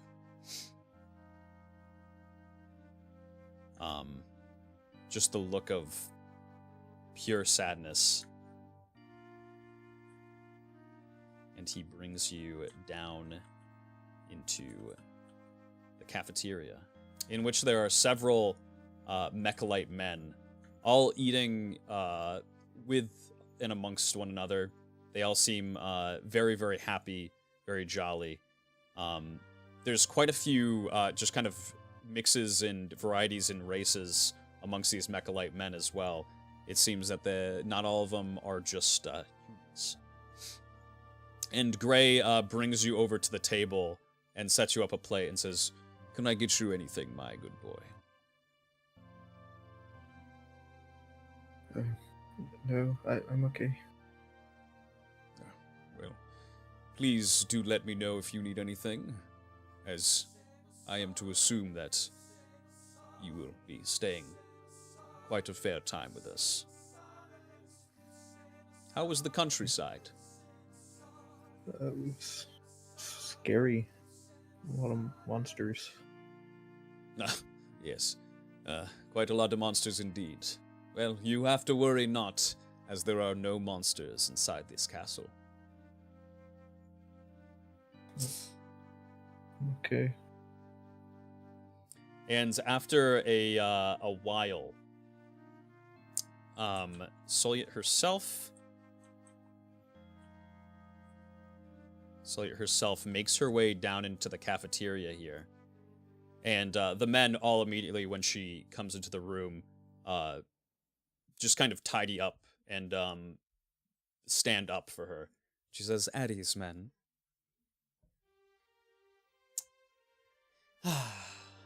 And she kind of walks around the room and looks to her fellow workers here and says, "I simply wanted to introduce you to our newest member. Everyone, this is Pivot. His mother told me quite a lot about him in the short period of time I spoke with her. It seems like magic has gotten you into a fair bit of trouble, hasn't it?" And as she kind of leans into you, the smell of just blood, almost so heavy that it's metallic, just starts to, in almost like a perfume, emanate from the globe itself, for you and Marth itself, the scent of slaughter itself.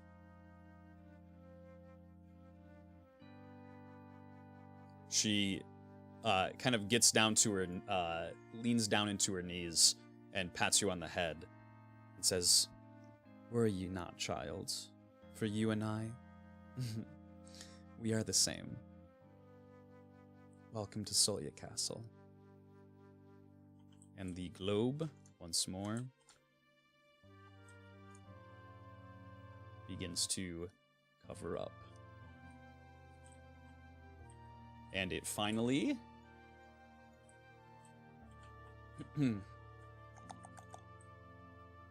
it breaks.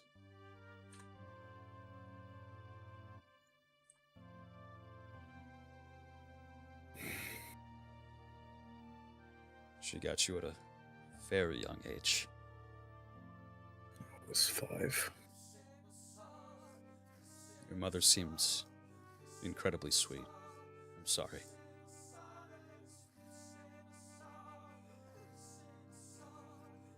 The second she stood before me, I knew what she had done. Couldn't comprehend it. Why? I just knew. Could smell it. There was no reason why. Only reason exists in Soliot's mind. The justification for it is solely for her. And as he says this, a door appears once the globe breaks. Well, that's just how it started, isn't it? I suppose so. I think we'll be able to find Niall somewhere past here. Or at least I'm hoping so.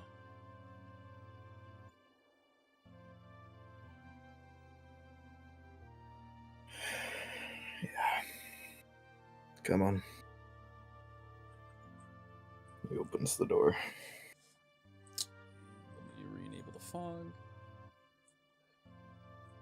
Let's see. Let me reduce the vision. I had to use him as a vision tool. Fucking. This is some next level vision tools. Just don't worry about it. Spirit of the villain! There ain't no monsters here. Holy fuck. Yeah. That was the most "there is no Warren Bossing" say I've ever fucking heard in my life. The kid believed it for about 10 minutes. Yeah, right. It's like, oh, that's nice. Oh, no. You saw, let's see, Thames, look down. Yourself and Marth. Wait. Okay. I just have to ask. Mhm. How old was Pivot when he first saw Look Down? Oh, he was pretty young. Probably like 5 or 6. Yep. Damn. Yep. He got to know Look Down real quick. You enter through the doorway, and kind of a light just greets you, and your bodies just naturally go through them, the light itself, seemingly kind of just dissolve, and reappear in this next room, which is a hallway very, very representative of Soviet dungeons themselves. Underneath the floor, you see several victims of Soviet's experimentations crawling through a long pool of blood that leads forward, and it seems that they are just crawling forward further and further.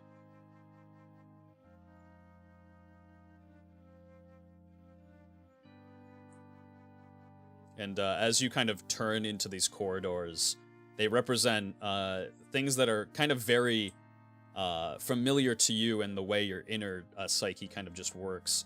You see a neatly piled stack of papers inside of a crate on the right-hand side here, representing a history of various things that you have learned, just neatly tucked so you can access them whenever you please.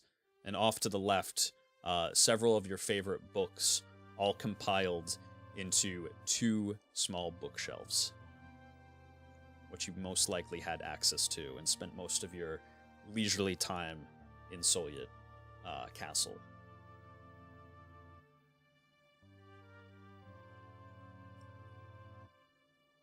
Pivot kind of gives like a small smile at the two, shakes his head and starts stepping forward. And Marth kind of whispers or mutters to himself, so as to not have you hear, as it is very eerily similar to what he himself witnessed going through his experience. I guess we all really do have our dungeons. You step forward, and you see various tomes all piled up in a corner, some of which you feel are incredibly useless to you now, as you do not have access to a very crucial part of yourself. The ones that you kind of cast away are just in the corner here. A collection of spell ingredients are all tucked into boxes here. Did I get a rat in here as well? No, there's no rat. Better fucking be a rat. There's no rats, baby! But you do have What the hell? And Not yet, anyway. Marth steps to your side and says, I'll let you lead. I'll follow in pursuit. These are the better ones. They kept them close to the door for a reason. We need to go deeper. You head deeper, and like an old school film, against the floor is what you would assume your father to look like. It's been so long that you had seen him previously in a picture, and this is the best that your mind can do to replicate, as he is running freely to what you would hope he lived a good life.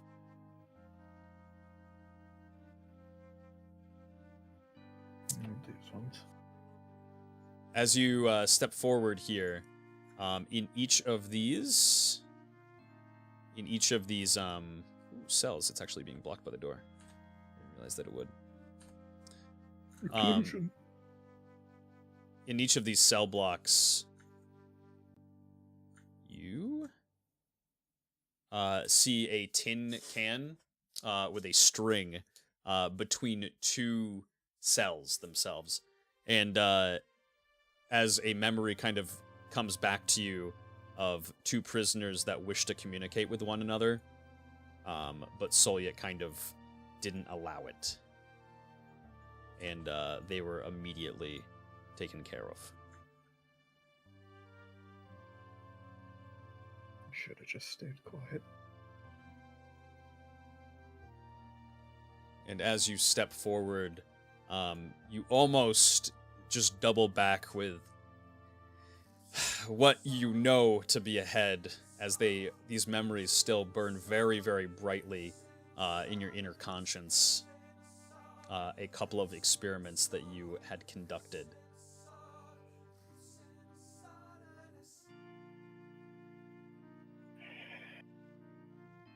And Marth kind of makes his way to the side here and simply observes as a younger version of yourself.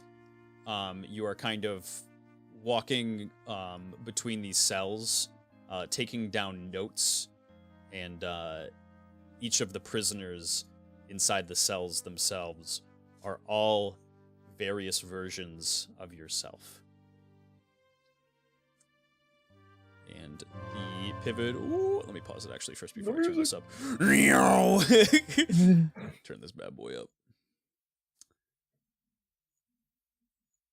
Case Module 13, Prisoner 35022, Extreme Strength Training. The venture into reinforcing the body through extreme strength training has been a failure, a costly one at that. Most of these prisoners being sent in are already severely emaciated and weak. With no proper dieting and faced with extreme conditions, most subjects fail to pass the day 18 threshold before folding.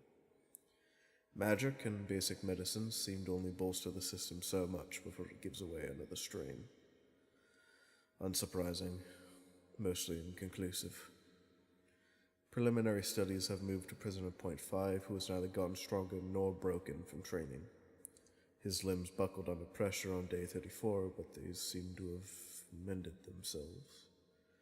There were no observers present for the Case Module 13. Oh, wait, what the hell? What What the hell? repeat? I have it on repeat. Sorry. What the? What?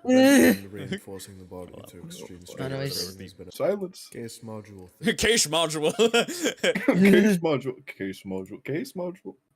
And your kind of reflection of yourself walks back over to this end, and once again begins speaking. Case Module 48. Prisoners 74000 through 74112. Mental Fortification. Average prisoner MEB was 45 days. Repetitions surpassed expectations in trial runs with an average MEB of 73 days. However, after Solyet's mental dungeon, even the most stalwart of subjects have been affected by severe and unrelenting psychosis. It seems once the subject loses basic memories, their MEB expectancy is 3 days, 6 being the latest. Unsurprising. Case Module 48. Why does it keep repeating? I don't know. It keeps Seven repeating. four one It's being one very two. strange. And you kind of just It see, just doubles everything. yeah, pivot doubles. I up, mean, make it sure pretty they much copy just that goes out. on repeat in here, so it's not surprising. And yeah, as he finishes up speaking on this case module, he heads back over to the cell doors and begins repeating himself. And as you were observing the first case module here, you do recognize a spell that you used to cast quite a long time ago in your days as a experimenter / torturer, to bolster the systems a fair bit, called Faith of a Second Wind, that you kind of deeply repressed because you didn't really want to have to think about it. Here is the spell. Hey, As you learned you, your spell pivot? It's true. You got a spell. You can make it look unuseful now. No. Oh my fuck. Jeez. Jeez. Thanks, Michael. Don't worry, I only half meant it. Good old 50%. 50% is not bad. Yeah, you know. And Marth just kind of observes and silently doesn't say anything in reply to witnessing the going-ons here.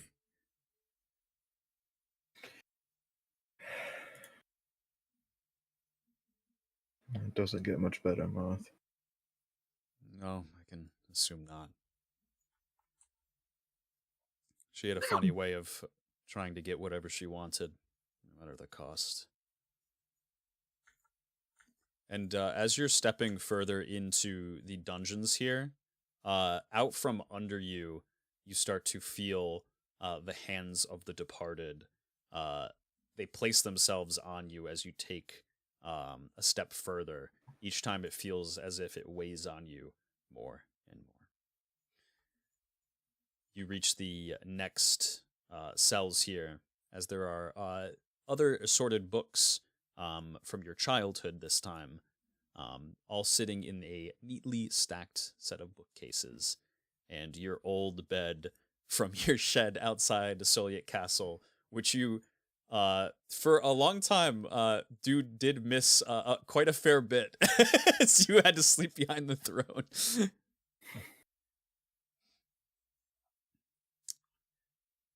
I miss that old hut. Yeah, I'm still sorry about that. Had I known, I would have been able to bring it with me, but yeah. Oh, it's probably already been looted anyways. Not As much you worth thinking about. step forward a bit further, you look into the cell, and you see a pinwheel planted in the soil, bringing back memories of when your mother really didn't have a lot of money to spend, but for your birthday, she wanted to get you a pinwheel. And it would always rain, and your mother would have no umbrella to kind of keep herself dry in the rain. And you promised her as a child that you would grow the pinwheel as it was in the shape of an umbrella itself. And one day it would grow into an umbrella itself, and she could use it in the rain. And as you turn into the other side here, you see rain beating down on the ground. Your pinwheel has been broken and is nowhere to be found.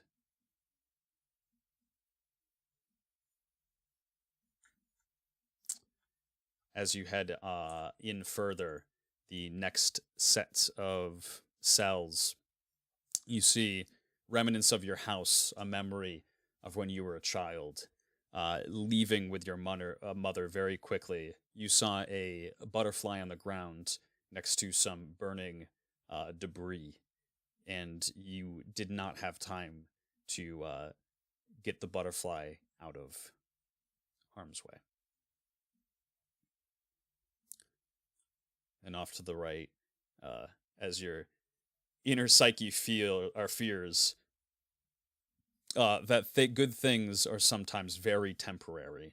You see a spoiled bunch of sageweed that had not been cleared and harvested, just all congregated in a cell corner here. Oh man, why'd they get the weed? Fuck. And you head into the next area to witness some more experimentations.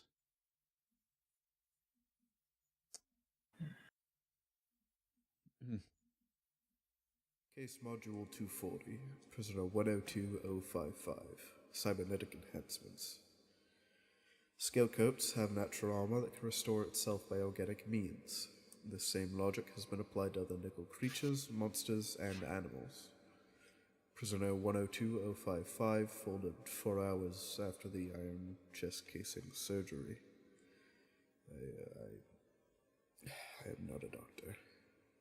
However, even in best attempts with medical professionals, cybernetic implants were met with mostly mixed results.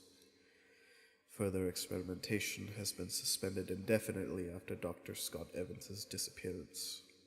After conducting Case Module 240 on Prisoner Point 5, he has not been seen nor heard of again. Prisoner Point 5 seemingly has no traces of metal left on their skin, as if he would never operated on in the first place. And you turn to the second here, in which you are standing with the Soviets having a conversation in front of a metal statue. Pardon me for asking, Sawyer, but isn't the purpose of this study to enhance their body? There are several potions and spells that can do just that. Creation of a construct is surely possible for you as well. This case module as a whole just seems, well, I don't know, inhumane? Yes, inhumane. That's the point, darling. Ah, I see. And they once again repeat themselves.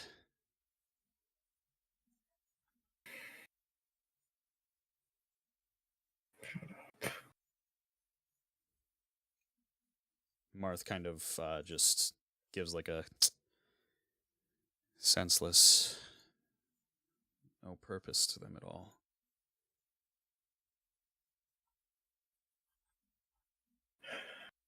Unfortunately, if I say I was not at all intrigued by the concepts, I would be lying. Mm. Sometimes they did interest me, but never went the way I wanted them to. And you proceed forward, to which you look down through this cell here to see a wavering chain lightning, forever missing a target that is very stationary. Why the hell is this one here? And off to the left, you look That's down fucked this up. corridor. Marth kind of tries to peek around you, and it's incredibly embarrassing as it's you dancing with Tim Tam, and then just music on in the background, having a really, really good time. Tim Tam is just kind of doing the two-step, and you're just like spinning around with him.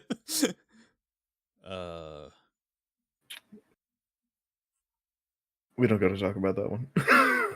Yeah, I listen. Nope. Nope. Yeah, okay. Nope. All I'm saying is it's not too bad.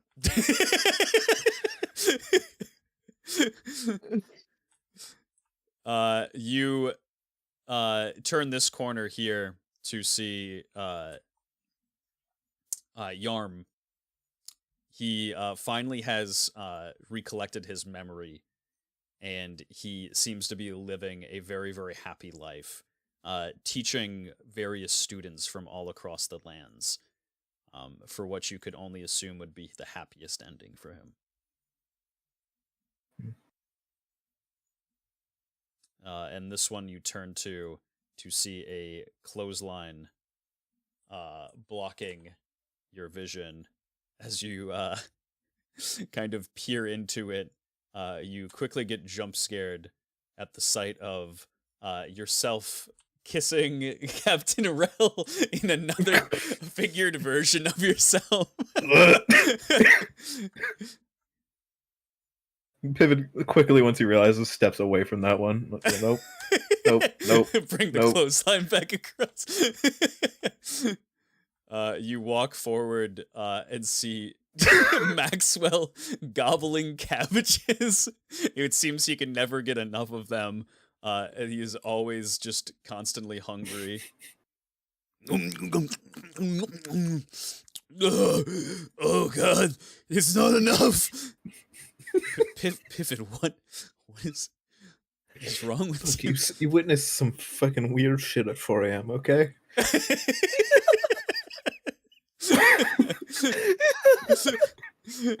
You turn to this one to see Sans sitting inside of a sauna. He has a full body at this point, to what you can only assume is the happiest ending for him. He seems to be relaxing, and he just kind of like looks forward and just Good to see you too, Sans.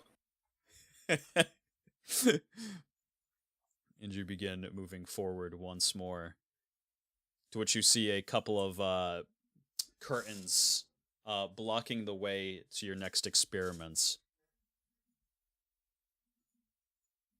And also, let me bring you up to the top. Don't want you to be going through the floor now. And looking around here, nope, just grayscale.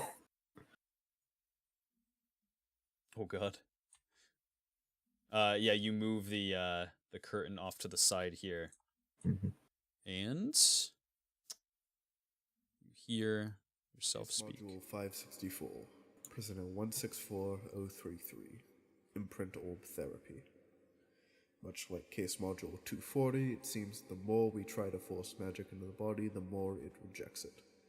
Prisoner 164033 was a healthy Doppler male, 23 years of age. His body showed signs of rejecting the imprint orb, but we pressed further. After housing the orb for 23 seconds, his body began convulsing, and he began hemorrhaging blood. We were incapable of removing the orb before. Unsurprising. Inconclusive. And as you turn over to the next here, Case Module 565, Prisoner 164055, Direct Magical Infusion. After several blood experiments, we arrive at the pinnacle of enhanced nickel genetics. Or so we thought. Prisoner 164055, just like several before her, have failed to absorb direct magic into their body. Pure magic seems to act as a toxic agent for all that endure it, the result of which is similar to hypovolemic shock. It seems that, once more, a body with no magical affinity will continue to have none. Unsurprising. Inconclusive. and they repeat once more as the curtains begin to fold back over.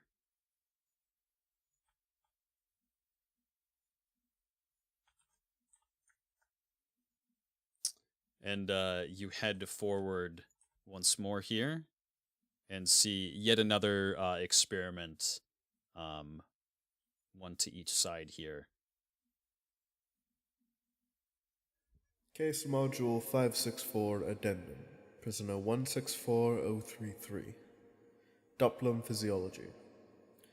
After implantation of the imprint orb in Prisoner 164033, the Doppler's natural abilities shape change seem to react violently. Prisoner 164033 rapidly shifted visages and forms, as though trying to displace the orb from their body. By observation, this seemed to be an instinctual reaction, as Prisoner 164033 was still mentally sedated at the time. As the body began to rupture, the final visage the Doppler took before expiring was that of my own. A rather gruesome cleanup, to say the least. Assistant Davidson threw up 4 times before the affair was over. I recommend he be reassigned. And Marth just looks over to see that he is indeed chained up. Case Module 564, Addendum 2. Assistant Davidson has been reassigned as Prisoner 164047. I'm sorry. And Marth just kind of like bites his lip and just says, when in the business, I suppose you're never safe. My first few were the prior torturers. Yeah. You head forward to the last corridor, Pivot, as this strikes you as a very recent memory. You see off to your right, Solyet's bed, and in the bed itself, you see Marth in his coma, and Solyet's to the left of the bed. You yourself, let me grab one of your tokens here. Also, let me grab the music again here.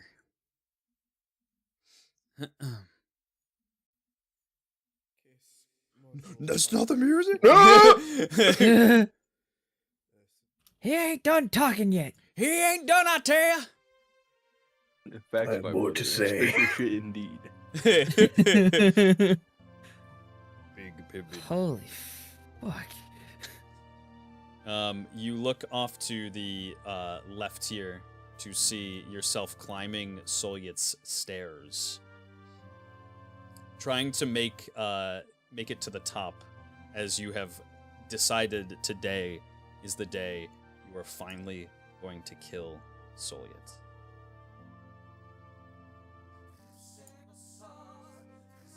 Marth just kind of peers in and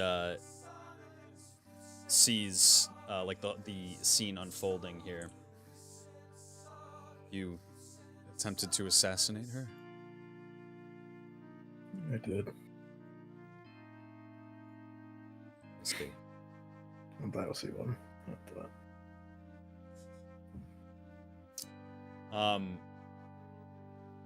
And you silently go up the stairs as you believe that she would be dead asleep by now.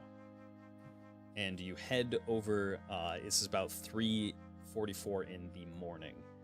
You muster up enough courage to make your way over to her chamber and sneak over to her nightstand, grabbing her ceremonial knife. And you just feel deep within yourself that this is finally the moment that you can free yourself from your abuser. That this is the defining moment that you can take your life into your own hands. But as you are about to bring the knife down, you can't find it within yourself to give her the same type of justice that was performed on the prisoners inside of the cells throughout all these years, throughout the thousands and thousands that died. Would it be truly right if she were to die this way? And you were the one to once again soil your hands. A single tear falls and taps Solyet as she kind of wakes up in what seems like a very panicked state. A state that you had never seen her in before until really now. And she looks over to you with the knife and she says, "What's the problem, Pivot? I'm helpless in bed and can't fight back. Are you afraid of me, or do you show mercy for the one person who ever cared about you?" My mother was the only one who cared about me. You used me because you knew I had no other option. This isn't endearment, it's derangement. And you begin crying. You're a disappointment, Pivot. I've always cared about you. But if you're not even man enough to kill me, then be gone. I have urgent business to attend to. She kind of quickly turns to you and casts a spell that sends you flying into the wall and down the stairs, disappearing. And as she sees you fall down the stairs, she quickly grabs onto the knife, realizing that she does not have a lot of time. You represent it with a token of yours. She grabs onto the knife, realizing that she doesn't have a lot of time, and she goes to bring it down on Marth Silmance. But he grabs the knife, or sorry, rather grabs her wrist, his weakened body just waking up from a 50-year coma, and he is able to turn the knife back into her throat, stab her through, and drop her down to the ground.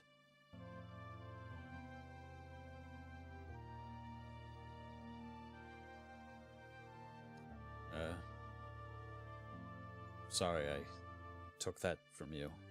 I had my own personal vendetta. Everyone did. Honestly. I doubt I would have been able to. Will you be able to now?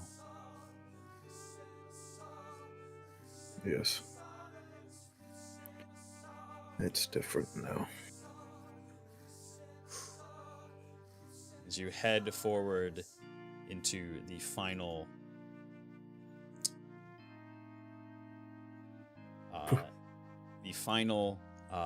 stop of your dungeon, in which you see Alice along with the rest of the bodies who have been crawling along. The hands that have been kind of latching themselves onto you and weighing you down now drop into the blood pool and begin crawling alongside the rest of the bodies that drop off into a giant cauldron. Alice gives one kind of look over her shoulder, and it seems as if she wants to say something to you, and jumps into the cauldron herself.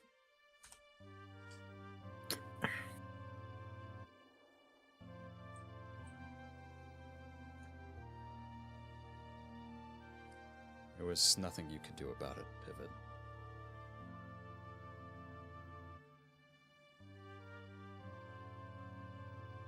About any of this.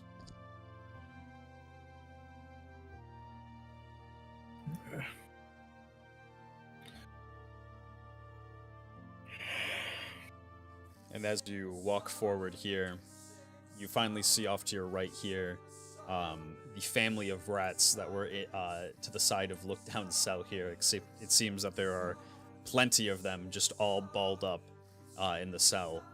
And at the very end, before you even see Lookdown himself, you just hear, You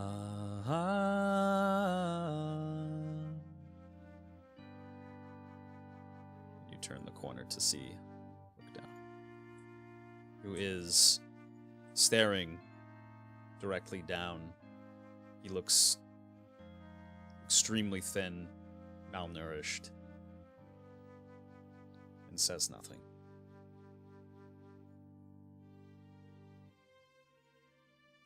Past Lookdown, you see a hole in the wall that presumably leads to the next area, the only way forward.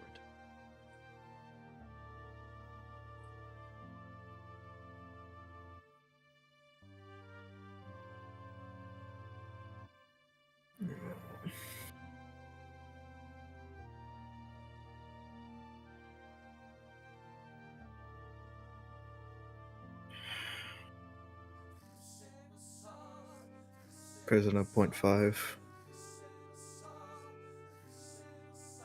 Look down.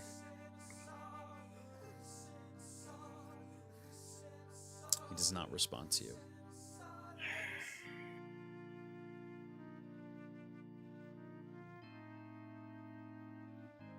Pivot will try the door. You begin walking past Lookdown here.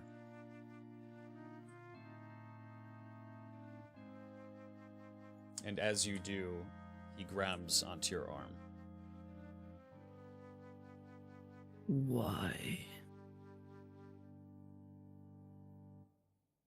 I don't know.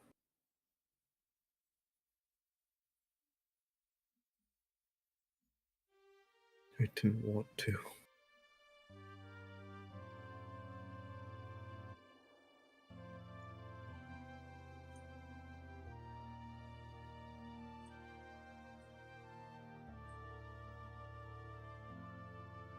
And he simply holds onto your arm.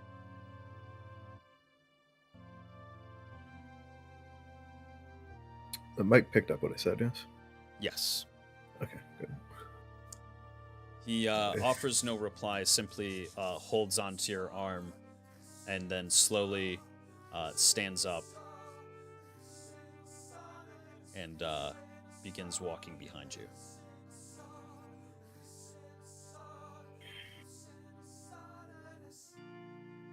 Come on.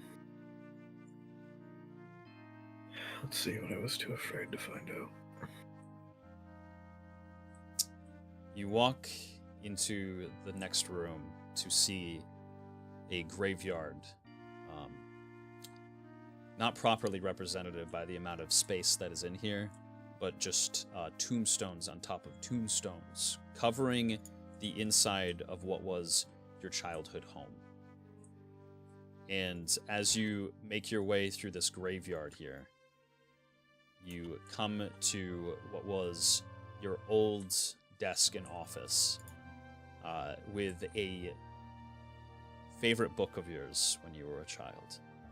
A simple picture book depicting a knight who was able to protect what he loved so dearly.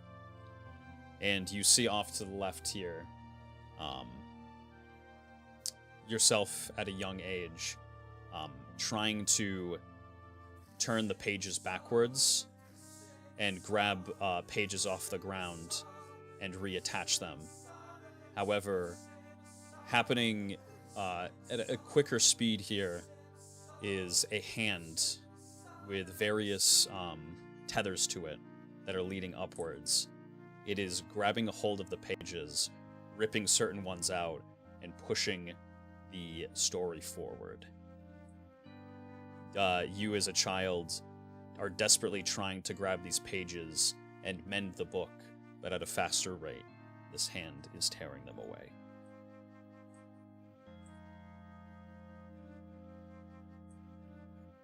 And I think that we found her.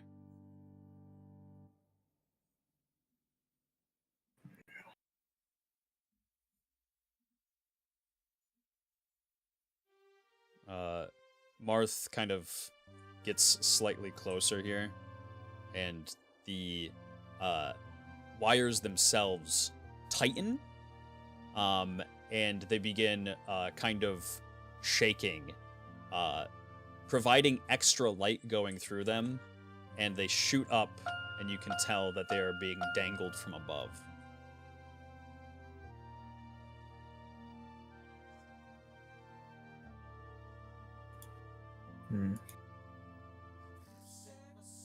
Perhaps up the stairs. Yeah, perhaps. I'll let you lead.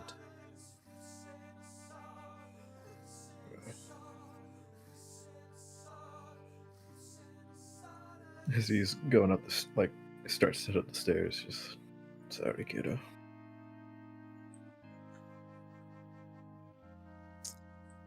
And you head up the stairs here. Actually, just give me 1 second. I gotta make sure one thing is proper here before I show it to you. What? I'm ruining the fun, baby! Oh, it would have been pretty bad. Show player screen. There we go. And let me disable the fog of war. We bring you up.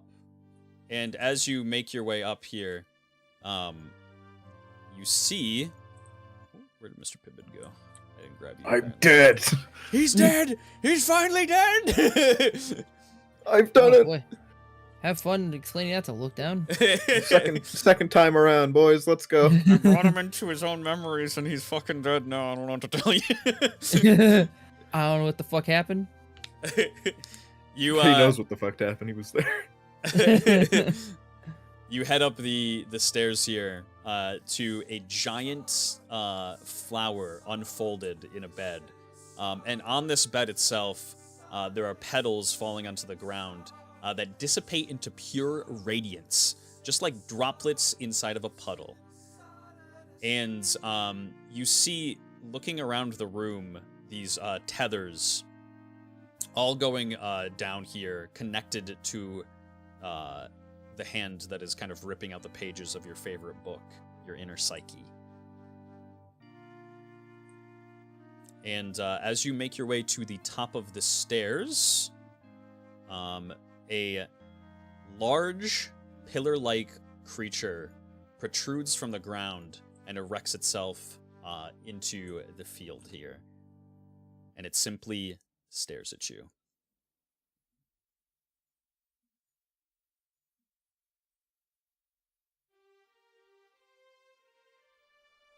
I assume you are the guardian for this, then.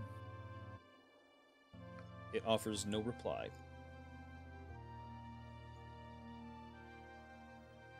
Pivot's gonna step towards one of the wires. You take a step towards one of the wires, and the face of the creature changes to that of an antsy expression. And it quickly, there are 3 blades that form from the hip of this construct and begin rotating around it. And it flies over to this hand as you move.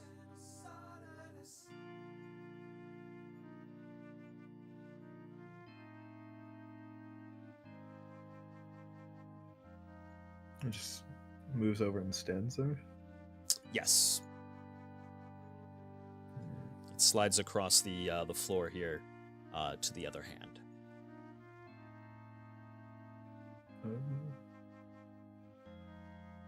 So it's gonna draw his rapier.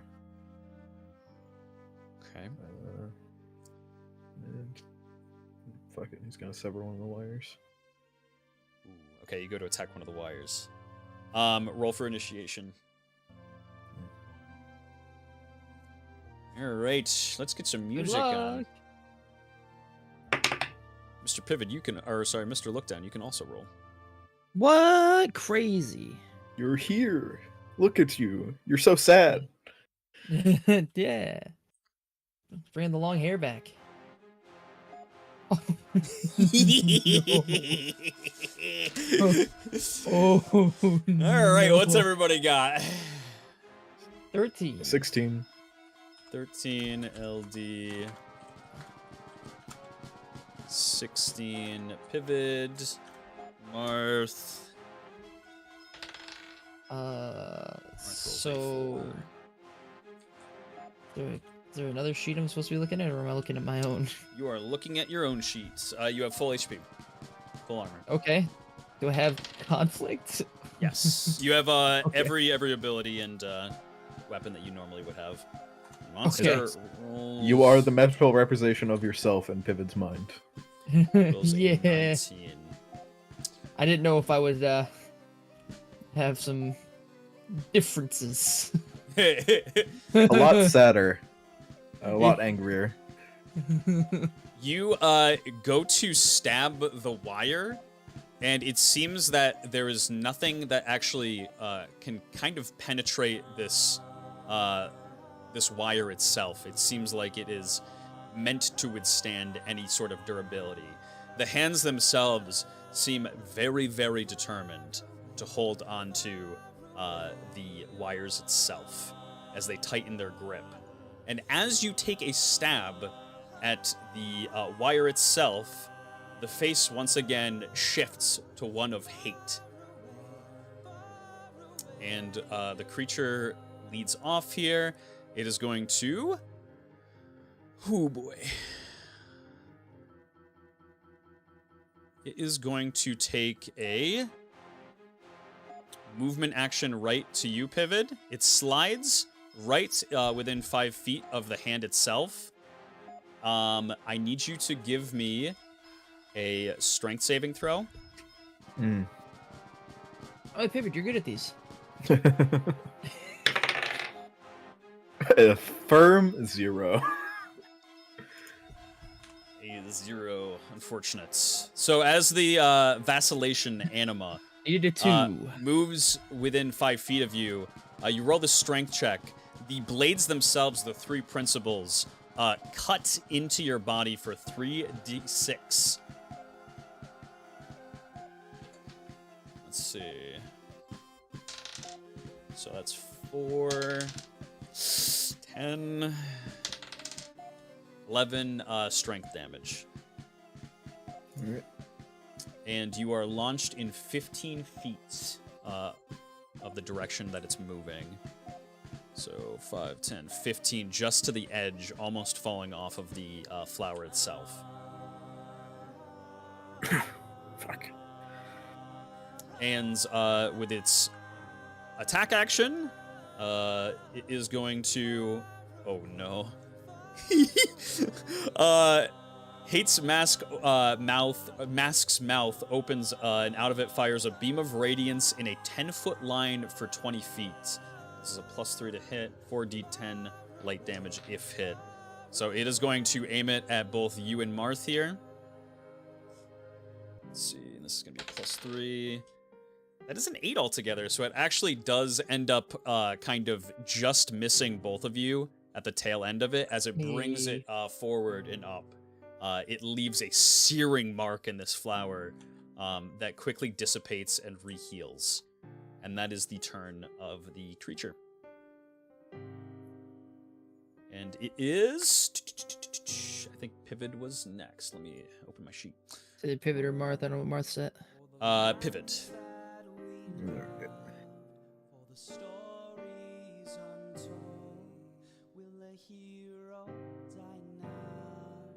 Alright, the water's too tough. He gets up.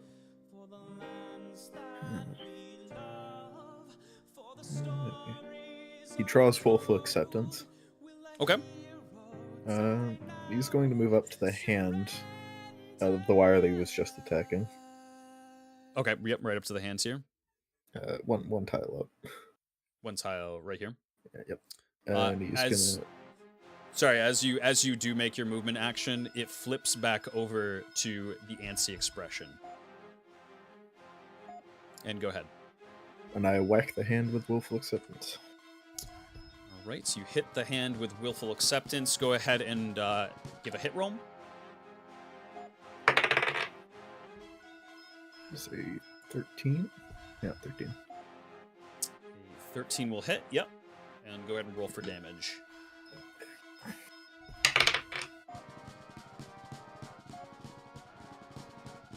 For 10.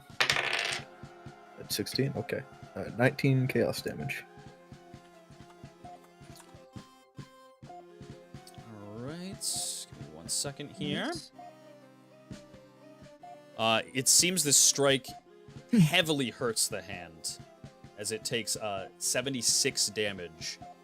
And quickly, the Vacillation Anima's face flips over to one of pain.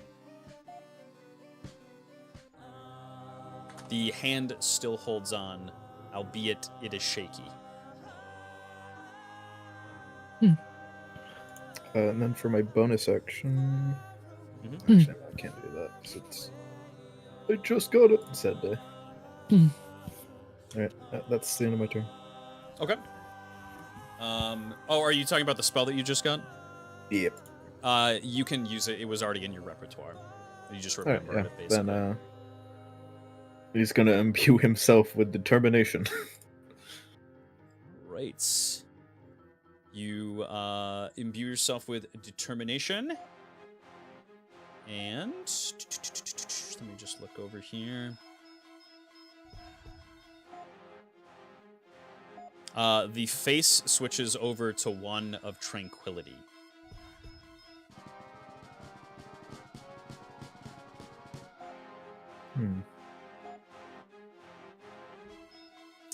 And it moves over to Lookdown's turn. Sweet.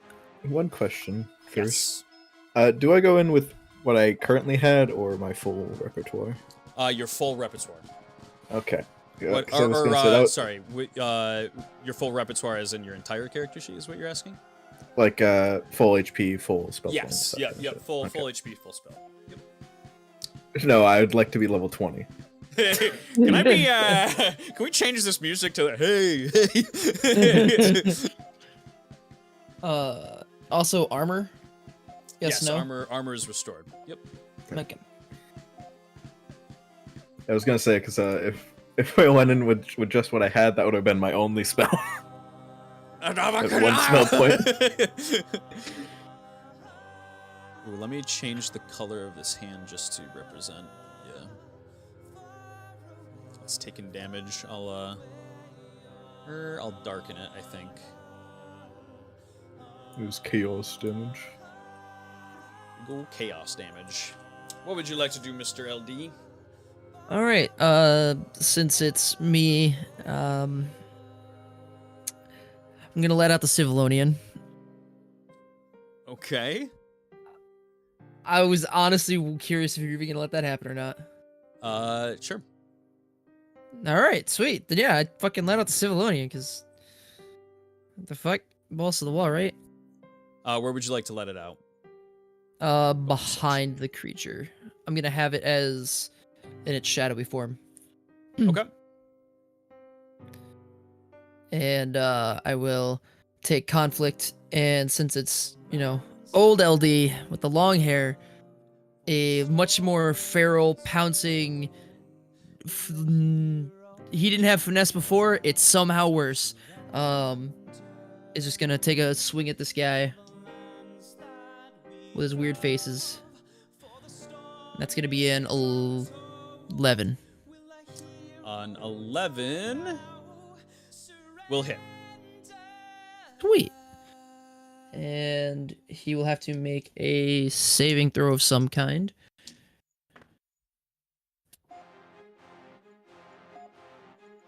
Just give me 1 second to find.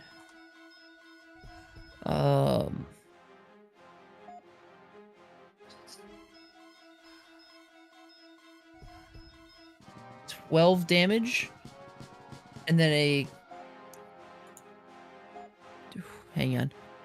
I got a lot of things to try and remember. I apologize. Will saving throw or be frightened, unless it's immune to frighten. A will saving throw. Yes, DC 12. Sure. Okay. Rolls through.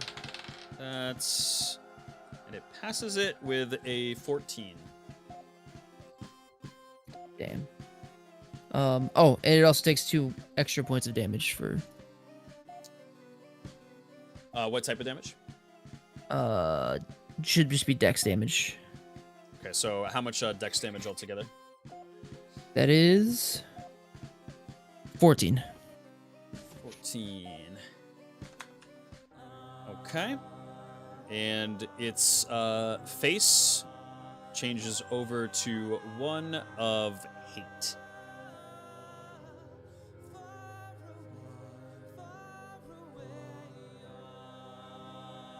And that'll end Lookout's turn. Right. Go ahead and roll for the Civilonian as well. See where he lines up. Civilonian got a 19. Okay, 19. He'll go before the monster. He'll be first in turn order. Sweet. Marth is going to.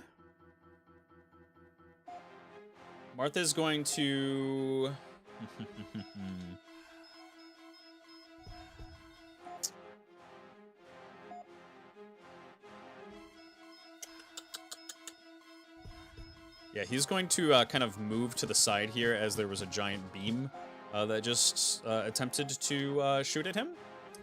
And when he takes this movement, the expression switches over to Ansi. He goes to attack it with Didania. Roll, see if I can hit it. So we've seen what? Hate, Ansi. Hate, Ansi, Pain, and you have also seen I think contentment. Tranquility. Yep. Marth hits it with a 16, and then D4s. Deals no damage. Nothing. What a bitch. 15. It's gonna take 13 strength damage.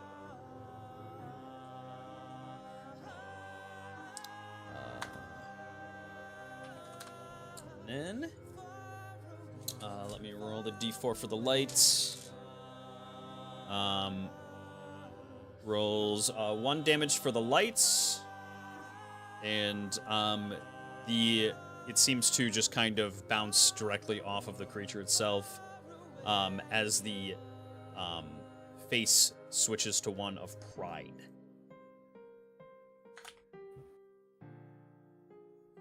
And that will be Mart's turn. I need... it is the Civilonian's turn. Sweet.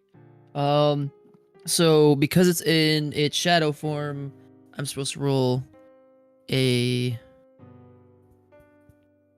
What's the word I'm looking for? Stealth check, correct? Yes. I'm gonna roll observation. Oh, beats it. Pretty good, I think. Let's see. 7. Depends on what its observation is here. Ooh, it's very good. It absolutely notices it with a 30. Damn. Oh! Well, the Civilonian becomes unliquefied, or unshadowfied, and becomes liquefied, and will attack with Hate Tendril. Okay. Roll for dummy or for the hit. That is an 18. 18 will hit. Jeez Louise. 2d6. You'd think I'd remember this shit by now, but you'd be wrong. I have a shit-tastic memory. That is 7 necrotic damage. 7 necrotic. Let me swap over to this here. 7 necrotic. And its face swaps back over to 1 of hate.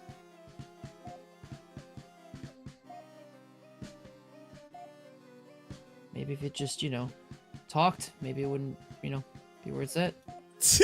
That's gonna be the Civilonian's turn. All right. Is that all they got? Let's see. Pivot, I need you to roll for me at the start of the turn here. I need you to roll for me a divine saving throw. Alrighty. 15. A light just circlet forms around almost in a saw blade like motion around the anima, and then it fires off what seemingly would hit right into you. It goes right through you and you feel nothing. It still has the hateful expression. It is going to turn and on hate. Hate's mask's mouth opens, fires out a beam, 10-foot line, 20 feet. Roll for a hit. Ooh! Okay, that is a nat 20. Oh. Oh boy, that's 4d10.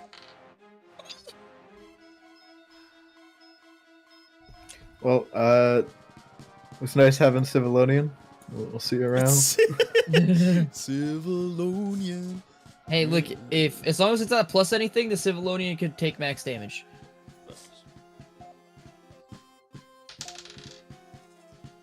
Okay. Was Not the happily, Civilonian but- weak to anything? We don't talk about that. 28 light damage. Oh, sorry. Actually, there was one more. So 14, and then... so it's 14, 23, 46 light damage. Beams right through this area here, hitting Pivid and the Civilonian. You said 46. Yes. Light damage. So, Civilonian's also weak to divine. This is just light damage. Also weak to light damage. There you go. So how much damage does it do? Double So it 46 again. times 2. Yep. So that would be Civilonian's 92. Yeah. Gets blown away in a beam of pure light energy. And this creature, once again, is going to take its movement action. Saw blades, the 3 principles come out. It is going to run towards this hand, bringing Marth with it. Marth's got to make a strength saving throw. Uh-oh. He makes... What's the throw for it? Would the beam count as a spell? It is in fact not a spell. That's fine. Let's see if Marth makes this. I think he just makes it. Would have been nice to get something nice out of this. Other than the You death of will. a Civilonian. Well, it's all in my mindscape, so maybe I just forget the Civilonian exists. I don't know. It's okay. See it again. Where the fuck? Where'd you get a Civilonian? He passes with a Over 15. this. So he's going to take half damage and not get launched alongside this thing. Let me look at the damage for it. It's 3d6. See, Pivot, that's how you do it. I'm so glad that, my -3 to strength saves is really helping me here. It takes 5 damage. And that's going to be its turn. It goes Wait. back to... What? Wait, what if Pivot just thinks he's level 20? This is his mind palace.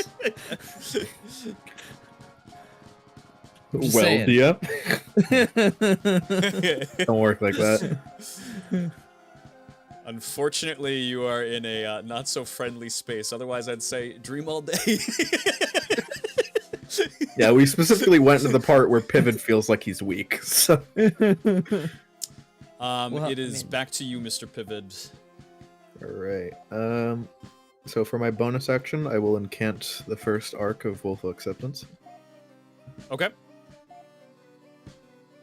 which you want me to read it off? Yes, that'd be great if you could read the effects.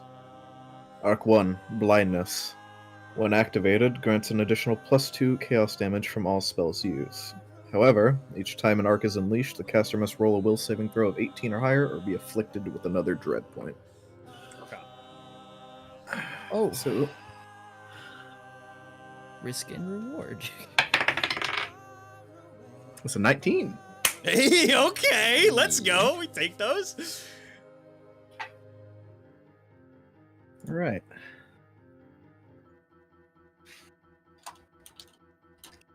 I think here.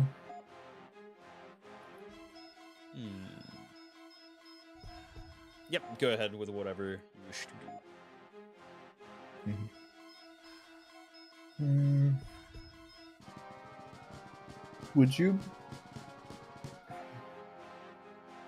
Would you be willing to let me make an observation check to see if this thing would resist like certain types of damage, or? Yeah, go for it. Alright. General observation we'll go with. It's an 11. If it's resistant to any type of damage? Like if it would resist magic damage specifically. Hard to tell with magic. The easier ones, I guess, to tell would most physical. certainly be divine, because this is an anima of the goddess here. So divine, light, both. You can Okay. probably assume it would be either resistant or immune. As well as you can probably assume, because it's a giant construct, that it's immune to organic damage. Alright, so I'm going to cast Vital Mark at level 2. Okay. I'm going to target one at the anima and one at the hand rate at my feet. Okay, cool. So I'll roll to hit the hand first. That is a 11. Okay. Yeah, 11 will hit. Alright, and to hit the big boy, it is a 17. That'll also most certainly hit. Alright. For the hand, it takes 2 magic damage and 2 chaos damage. Sorry, how much altogether? It was 2 magic, 2 chaos. 2 magic, 2 chaos. It switches between the hate and pain. What is later in the well, actually it's the buff. We'll do the buff later. It'll be on its painful expression. 2 and 2, and it takes the full brunt of damage for the first one, and then the chaos it takes 4 times. And this is for the hand or the anima? Yeah, for the hand. The hand. Okay, so 2, and then 2 times 4, so 8. Another 8 damage. The hand's still standing. The hand itself, does it take you? Additional attacks will deal a Yeah. mark. Okay. It is still barely holding on. Damn it. Alright. Rolled really fucking low, sad. Alright, and the damage for the big boy. Hook him up. Another 2, so 2 magic, 2 chaos. 2 magic, 2 chaos. Killing Okay. And he is marked as well. Okay.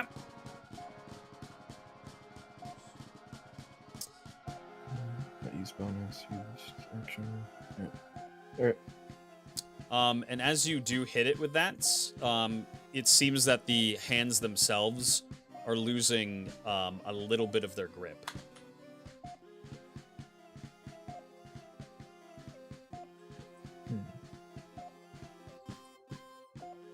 Alright.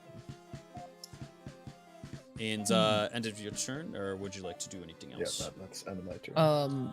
Also, just as an aside, I'm kind of playing this like NPC look down. So if there's anything you want him specifically to do, just call it out. Yeah. I'll let you handle that. Yeah. It is your turn, look down.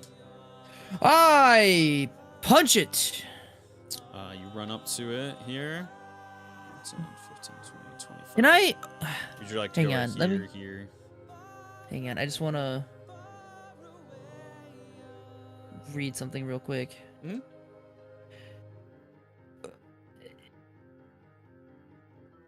Tell me if this is this is just for specifics. Can I use Conflict's ability to attack 3 different targets as I'm moving, or does it have to be within the 5-foot space? It has to be within the 5-foot space at the moment, yeah. Okay.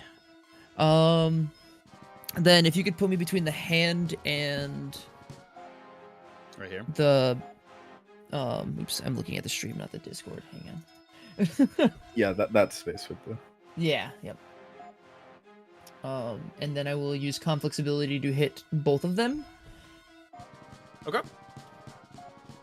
Roll for that damage. Or for the hit, rather. This is on the hand. That's a 19 to hit. 19 will hit, yep. Oh, wow. And then 21 to hit. Yeah. Alright, then hand damage first. Oh no. There's so much math. Wait, no, that can't be right. He says that 12 can't be damage. right. This is for the hand, or for him? Yes. Okay. 12 damage for the hand. Dex damage. Wait.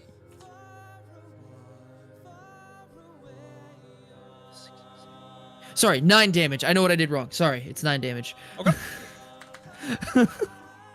I promise I'll get good at this eventually. And then the hand has to make a will save. I'll or be frightened. Then the Duder himself is 12 damage, but for real for this time. For real, for real. For real, for real. And then he has to make a will saving throw. Alright. Will saving throw. Jeez. A 28 altogether. Whew. No. You know what? Let's test it. Make a con saving throw for me. Con saving throw, okay. Oh no. A 35 altogether. Alright, we're not using that ability again. Look down goes to have his sword glow and throws a soul fire at him and doesn't do anything. Thank you for testing his con save. I really needed that. Got you. Does damage without the con save or before the con save, and does more after. It says the creature must make Constitution saving throw or take 2d4 plus 5 soul damage. I think I wrote that backwards, but we'll go over that later. Okay. Oh no. Oh no. Hang on, I'll get it in chat. But keep that's gonna be my turn. So yeah, you can keep going. Let's see. It goes over to Marth's turn. Marth is going to move. Yeah. It's gonna 5, 10.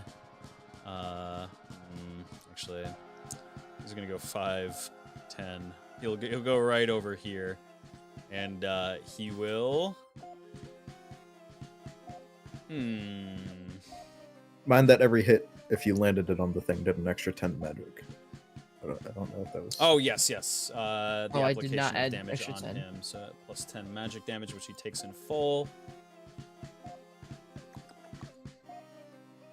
Beautiful. Also, if your roll was above 17, you crit it. Oh, You also crit on that, so that's 10. It was 12 damage that you dealt to him. So 24. Yeah, it was Uh, 24 did and not- then extra 10 after. So wait, is it a 17 on the die or 17 total roll? 17 on the die. So I would have only crit the guy. I wouldn't have crit the hand.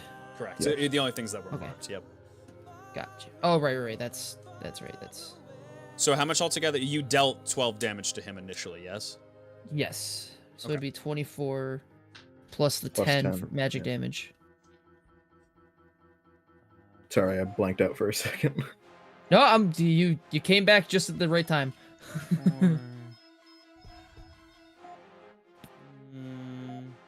Okay. It's almost like we're fighting something that's, you know.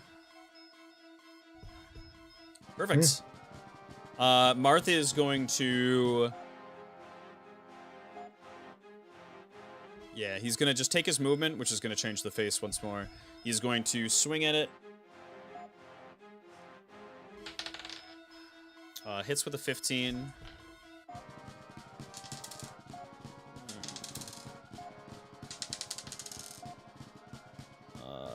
Six. That's 10 strength damage.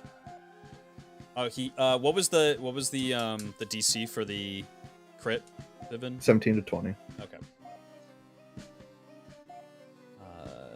10, so 20 off the top. And then hits him with the light damage as well, which he has natural immunity to. Changes his face over to one of pride. And Marth is going to end his turn. And then it takes an extra 10 magic damage from the smack. From the mark. Oh, So Marth. then- Yeah, I already applied it for Marth's attack, at least. Well, it would be his sword strike would apply. So it'd be the physical damage, then the light, and then the magic damage would apply. Which I think would change the face, no? Yes, actually. So it would be over to one of hate.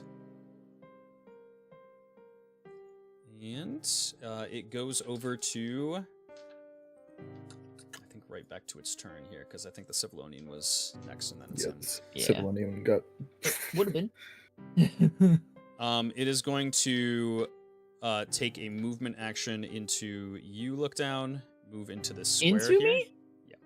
It's going to move right into you with the saw blades. I need you to give me a strength saving throw. Okay. Totally not worried about this. Mr. fucking 30-something constitution save. Nothing, nothing out of the ordinary there. So I take his 30 plus constitution save and raise him a 14. Oh, it's a strength. It's a strength. Sorry, 15. 15, perfect. So you're gonna take half damage from this. The blades tap into you here, and you're not gonna get launched, fortunately. You're just gonna get bumped. Am I screaming why the whole time? Okay, that's a decent amount of damage.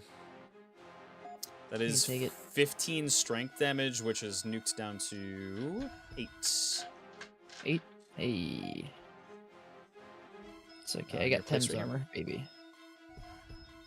And that's gonna be its turn. It goes back to Mr. Pibbid. Ready. Kill I him. will incant the next arc of Woeful Acceptance. Hey, okay. Go ahead and read it. Alright. Arc 2, Indulgence. When activated, caster immediately can cast an additional level 1 spell for free each turn. Alright, and I'll make my will saving throw. Yeah. That's that one. Oh boy, okay. Attack that bitch on. Look, that Yep, would be there the we only go. But I have another spell to cast for free. Alright.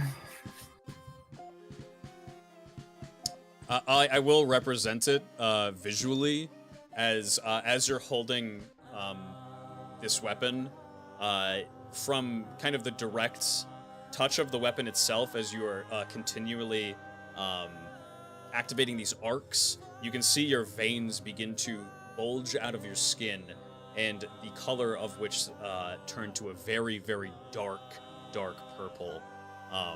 And they slowly but surely begin encroaching further and further up your arm. Like that. All right.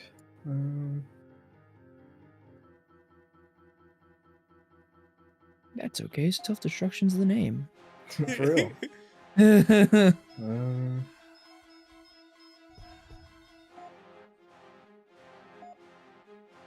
I feel like if I try to do that, it's gonna go very poorly. So let's not do that. I'm gonna cast another second level Vital Mark Okay. with my action. Target the hand and the boy again. To the boy. The one directly in front of you. Yep. I want to kill this thing. Bitch. That's a 13 to hit. A For 13 him? will hit. Yep. And for the boy, it's a 12. Right. That'll also hit. Alright, excellent. Zahando takes 6 magic, 2 chaos. 6 magic, 2 chaos. So the 6. And the 2 is amplified to 8. Jeez. Alright, it gets remarked. And at this point, it is the thread is just barely sitting in its palm. Still alive? Son of a bitch. Very Why? durable. Alright, damage for the boy. I think it's Dura last. 3 magic, 2 chaos. 3 magic. Top. And 2 chaos, which is upgraded to 8.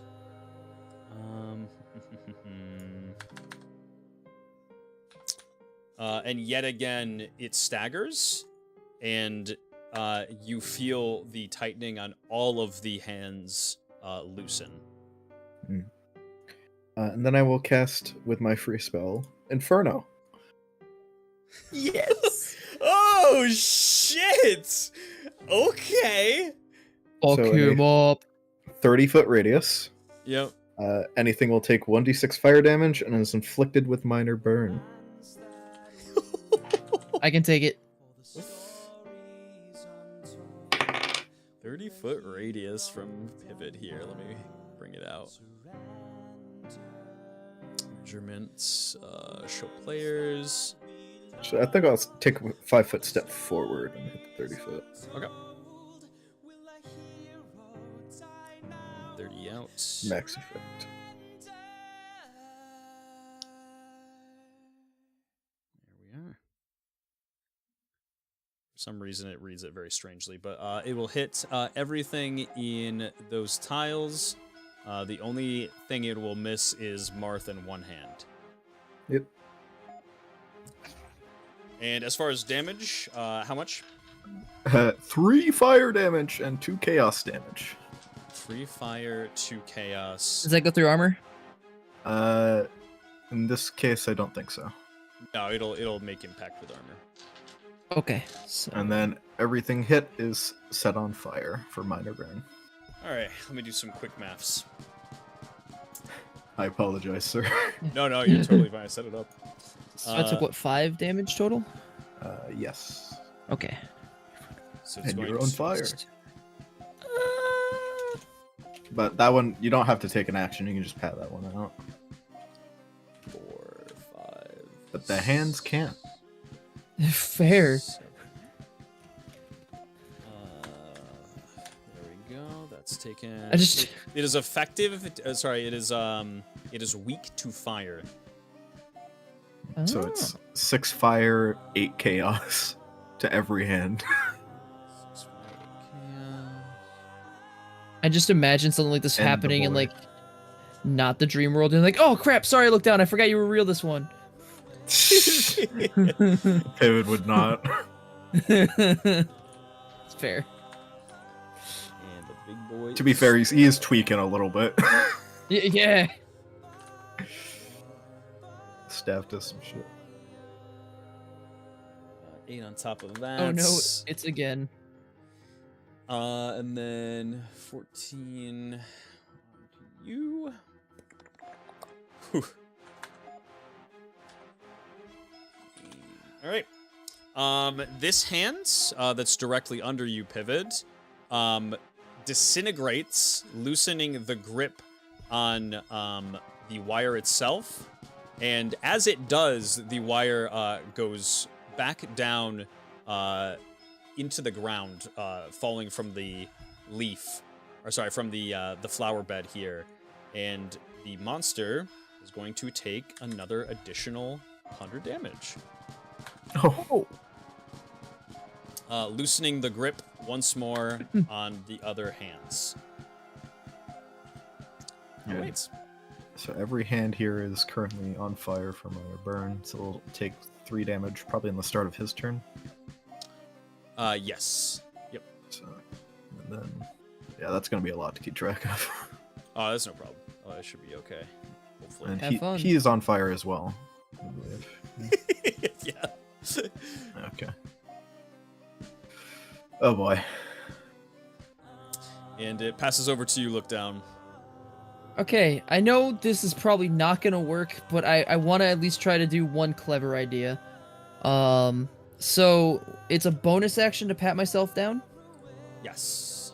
We'll have a Can I- bonus. Okay, so I'll use a bonus action to pat myself off. Okay. And then I would like to use my action. Actually, wait, hang on. Nah, never mind. I had a cool idea, but it's too big. I'm just gonna go ahead and attack once again the hand and himself. I will also say that as you go to patch yourself off, the monster, the anima here. Where you at? Oh boy, there's a lot.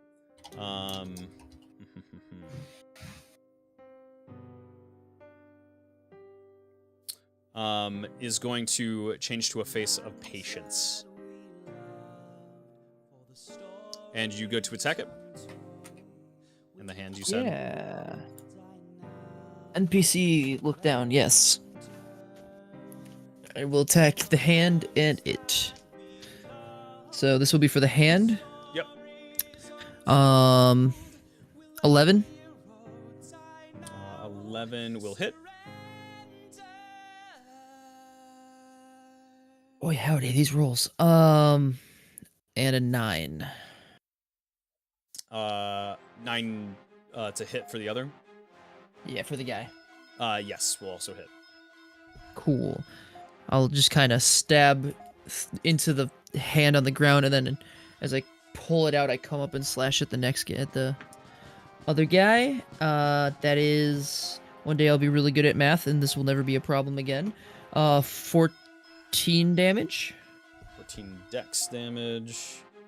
And then for the duder himself, 13 dex damage, and I need a will save, damn it. He's got to roll a 1 eventually. What was your to hit on the big boy? It was a Pretty 5. low. Okay. Yeah. Just So double additional 10 damage, and then Appreciate it. 13 damage on the other one, so 23. Yes. Yep, 23.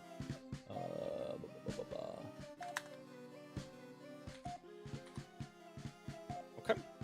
And a will save, you then- said? Yes. Low. Hmm. It is a low roll, but it's 15 altogether. Damn it! He saves. So close. I think this dude's got some pretty wild saving throws.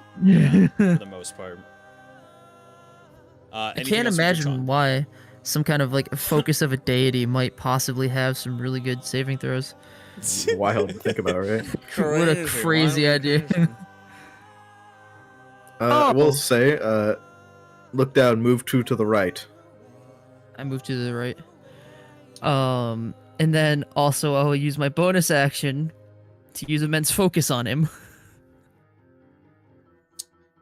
Immense focus. All right. Go ahead and read it for the chat one more time. I think you've only used it once thus far. So Yes. So look down can use a bonus action to keep a careful eye on his opponent, making all attack rolls from that specific enemy towards look down at disadvantage.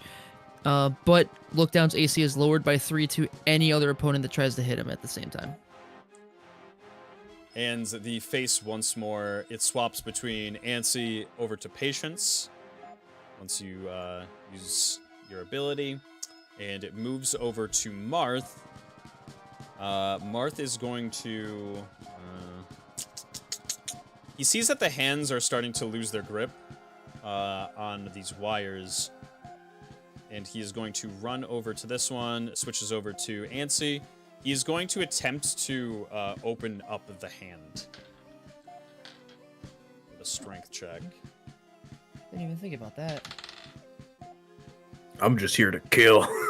I mean, it's probably easier for you to just kill than open the hand up. These liberals nowadays. And Marth is successful in getting this hand to open itself. It drops the cable here, falling down to the ground floor, and is going to take 100 damage. Once more, the hands loosen up even greater. Marth, try to get the one near the edge. I'll handle the rest. Can do. And as Marth unlocks the hands and the cable falls, its face is going to switch over to one of protection. So we attack, but he also protect. Got it. You always come back. And it goes over to the monster's turn once more. Protective. Marth, move your ass. Gonna light you on fire otherwise. Oh, true. Okay. He moved to He get moved over here. 15. How far? 15. So he has a little bit of extra movement. He has 10 more. He's just gonna move to the edge as much as he can. It switches over to a face of Ansi once more. The Vacillation Anima is going to... Oh boy. Ansi's actually not so great. The Anima will become agitated, make 3 movement actions in 1 turn, increasing knockback by an additional 5 feet as well. So first it is going to come right directly over to you here, Pivot. Over to this hand. Give me a strength saving throw. Okay. 3. Oh boy. Brunt of the damage. Unfortunately, my determination got broken, so I can no longer rely on that. No. Do I get an attack of opportunity? Yeah, go ahead. Hey, wow, man, the way you said it made it seem like you were like, really unhappy about that. No, sorry, I was counting. I rolled a 17. All right, that'll hit. Does that also still count as a crit? Yes, it's Yes. Ha.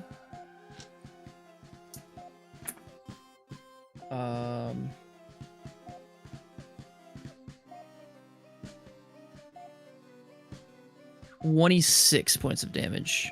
26 altogether. That's plus 10 magic. Okay.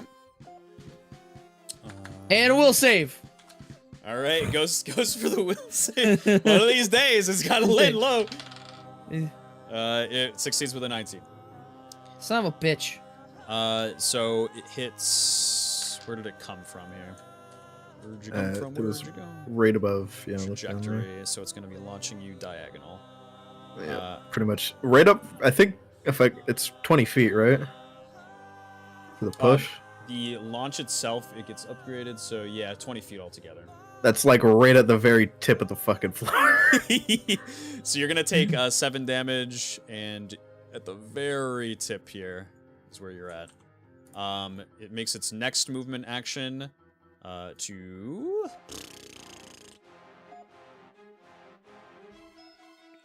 can do look down. Give me a strength check or strength saving throw, I should say. Hey, That's actually pretty good. I think that's gonna be a 20, dirty 20. Okay, nice. You do Very get good. pushback. Yeah, dirty 20.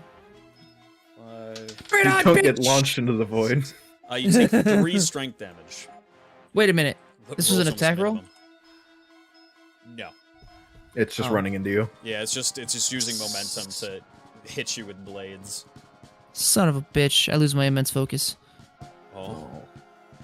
Because he does damage. And lastly, Wait, how much damage was it? you take altogether 3 because it got halved. 3. Okay. Damn. And you fucking made me lose my immense no, focus it just can for 3 technically damage. hit. It moves right to here for its last one. Into Marth, he's got to give a strength saving throw. Okay, he rolls altogether a 2. Nice. He's got this. He's fine. It's the worst that could happen. At We're in 20 Pivy's feet memory. straight up, he's still going to be on the floor, thankfully. Very fucking barely, but... 12 strength damage. Almost loses his footing here. Alright, and it goes... it also is going to take the burn damage at the start of its turn. Yeah, all the hands.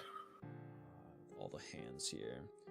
And how much... Oh, sorry, it was regular That's- burn, so upwards to 10. 3. It's 3 damage. It's times 2, right? So 6.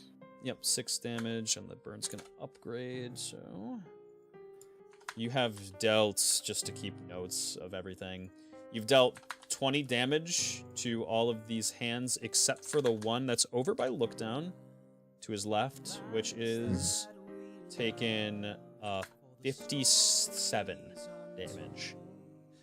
And the last one that's on the very corner is taken none. Alright. And goes back to you, Mr. Pivot. Excellent. I'm going to get back to where I was standing before, which is on the sad shrunk hand. 15, 20. Alright, I'm going to... Oh boy. Yep. So, let's see. It is just, I think, just out of range for the big Yeah. boy. I think... I'm just out of range for big boy. Can I Let me move change one up the- diagonally? One, yep. I think that should get him, yeah. 10, 15, 20, 25, 30. Yep, that'll hit. I'm actually going to shift one down so I'm not burning Marth. No problem. There we go. Yep, there you go. Excellent, that's perfect. Give me that sweet, sweet dabbledge. Alright. So I'm going to cast this one at Sandwich. level 3. So that'll Fuck be him up. D12 instead. Really wish I could hit it with 4, because then it's 2d12. But Alright, so another Disco Inferno. That is 9 fire damage and 2 chaos. That's 18 fire, 8 chaos. 18 fire, 8 chaos, you said? Yep, 18 that's with all the applied. Burn, motherfucker. 46 damage to hands. 1, 2. 4. As a wise man once said, we don't need no water. Let the motherfucker burn. How much was that altogether? So 26 on that. 70, 83 points of damage onto the hand that has already been damaged over here. I'm going to darken it because it's taken a lot of damage. And then Vacillation Anima also takes the 26. And the fire is going to upgrade again on it. Now it's a blaze now? It is the third step, which I Yeah, a think is blaze. a blaze. Yep. All right. For my free spell, I'm casting Inferno again. Yee! So rolled a 1, so that's 2 more fire damage, 8 more chaos, and everything's engulfed. 8. Oh shit. It's like what, 32 damage? 56 onto hand. 56. Let's see. And this last one has taken another. That's taken 93. That thing is burnt to a crisp and like quivering. This thing is charcoal black. And I have one more spell. For my bonus action, I will cast. Where is it? Where did I put it? Yeah, Faith of a Second Wind. Actually, I have to physically touch. Never mind. Oh, it's crazy to think that you could have done something else. Yeah, if I could touch Marth, I would do it. Oh, not pretend. Look down. You're fine. I think the word you're looking for is expendable. I didn't want to say it, but yeah. It's fine. Let's see. Yeah, not right now. Was that it for your turn? Yes, I believe so. Mr. Look Down. I want to fuck this guy up. All right, I'm here for it. This guy. Fuck Oh, this no. guy. Fuck this guy real good. So I'm going to assume Yes. that I don't have to worry about being lit on fire anymore. With this guy being engulfed. And Pivot didn't say otherwise, so I'm going to run up in range to stab him in the hand to the right of him. To the right, like up here. I'm gonna do. We'll say, because this thing is massive and it is engulfed in fire, it will be a little dangerous to attack. That's fine. It's okay. I'm expendable. I will run up and do a cool, like feral looking like front flip, like it's completely low to the ground, and stab into the hand with an 15. A 15 will hit. And then I will pull it out and skewer the big guy with not actually happening. Wait, what was it? 6. A 6. Yeah, it barely hits. It does hit. Holy shit! This thing, Never this mind thing then. does not avoid things very well. So this will be damage for the hand, Okay. which is a 12, 12 altogether for hands. and then a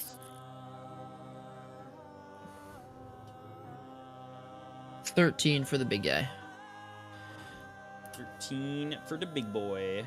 And you guessed it, will saving throw. Whoa! I'll have him do a will saving throw here. 21. Yeah. And give me an agility saving throw. Whoop whoop. I'm real good at these. Whether I roll well is a different story, but I'm real good at these. Oh wait, no, I'm gonna roll the Jinkoro die. That's the son of a bitch, Jinkoro, you jealous motherfucker! You fucked me. You were my plus 20 something at acrobatics and fucking Pathfinder, and you roll a natural 1, you son of a bitch. That's a level 6. That's a 6 total. All right, well, you know, that's unfortunate. What What do you mean? Man. I got a plus 5. It's a really good save. You are going to take 10 burn damage. Is that the armor or me? Your armor will take it. We'll take 10 Okay. burn damage, and you are also going to be lit on fire once more. Okay. What stage?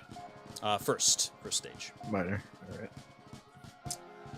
And anything else with your turn? That.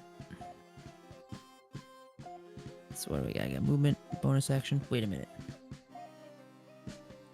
Oh wait, no, I was thinking of something completely different. Yeah, that's gonna be it for me. All right. Back to... Actually, I take out the cryolapse. Oh, no. Yeah, come on. Oh, convenient. I'm on fire. Looks helpful.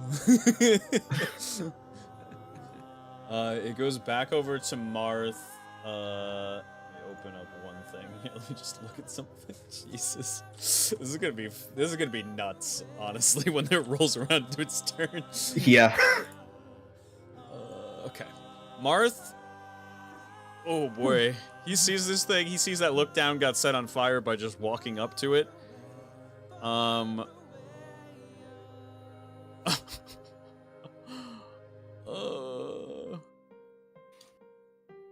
He is going to...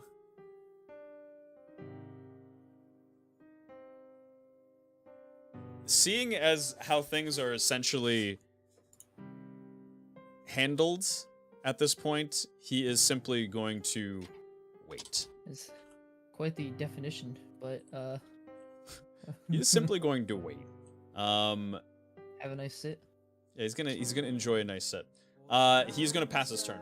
He's just gonna ready an attack should this thing come into its his reach here. It goes back over to the monster's turn. And it suffers. Suffers incredible pain. So let me read this to you, chat, because this is the first time we've actually had, I think, engulfed. I think we maybe reached a blaze. Got a blaze. Yeah, we got a blaze at one point. But this is the first time for engulfed. So engulfed. An engulfed target takes 25 damage per turn. If the target does not extinguish after the first turn, they suffer severe burns, making so any subsequent damage dealt to them makes contact with the exterior body, or sorry, that is dealt to the exterior body, is done so at extra effectiveness. Targets are that are engulfed can extinguish the fire by submerging themselves in water. Target may take the roll action, but need to succeed at the action twice to extinguish it. So this creature takes 25, which is upgraded to 50 damage right off the bat. It has no means of extinguishing itself. Let's see. And all of the hands. And all of the hands too shall burn. They also take 50. This hand sizzles out completely. Drops its cable. Deals 100 damage to the anima. This thing is looking real rough as it is kind of just screaming. The other hands are also going to take the 50 damage. It burns every single one of them whole except for this one. They all sear into non-existence and drop their own individual cables. And as this happens, this thing takes the equivalent of what that was, 4 hands? 3 hands? 4 hands? I think that it was was 4 or 5. I think that was 4 hands. It takes the equivalent of 400 damage. And Mr. Pivot. Your opponent is at your mercy. Choose their pitiful fate. It dies screaming. Plain That's and all. simple. The wooden kind of exterior of this construct begin just to crushing into the ground. This final hand loosens its grip on this wire, which also falls down to the floor below, and you see a radiant light fire from the inside of this vacillation anima up into the sky, and it illuminates it beautifully before it disappears entirely. And that is the end of combat. I keep stabbing the hand. Lookdown's kind of NPC begins violently stabbing the hand as it's set on fire. Look down, leave it alone. Alright, stop. Also, DM, I'll let you decide whether or not I put myself out. If you're on fire, people will tell you to put yourself out. Fair. You tell Look Down to put himself out, and you do so. And you see yourself kind of start to fade, Look Down, and turn around, looking up to Pivot, and you simply smile before dissipating. As Look Down dissipates, the overall structure begins to contort in this dream. Your mental state begins to shift to one that is, albeit a bit lighter, and you are, you get a quick glimpse as this flower begins to dissipate of the floor below you, the pages filling back in, and the book turning back to the opening page. You, as your younger self, witness and start reading through this book very, very happily. And you, altogether, are brought back. Oops. Where are you at here? Alright, there we go. You are brought back to the beginning on top of the mask, which I deleted by accident. Nice. As you are on top of the mask here, you see that the eye on the exterior side, or sorry, on the other side here, has completely cleared out, as it seems that you are no longer being watched at the very least. Deep down inside Pivot, within the soul that resides within you, you can feel that you are still mostly at the mercy of this goddess. But today, you feel a little bit more hope and a little lighter.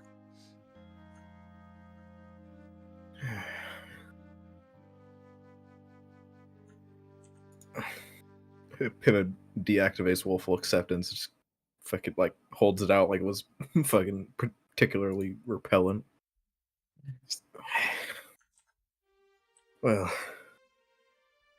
that was unpleasant. Unpleasant, yes. I can imagine that to be a lot. However, I feel like this at least gives us a little bit of room to work with. We can at least speak with one another. I won't actively be turned against you at the very least. Although, I do have to admit, and Marth kind of looks into the darkness and the other eye of this mask, that perhaps you might be a little less safe now. I would agree. And you? But that's a problem for later. Yeah. The summit. And he kind of thinks to himself and he says, should be about time. What should be my priority here?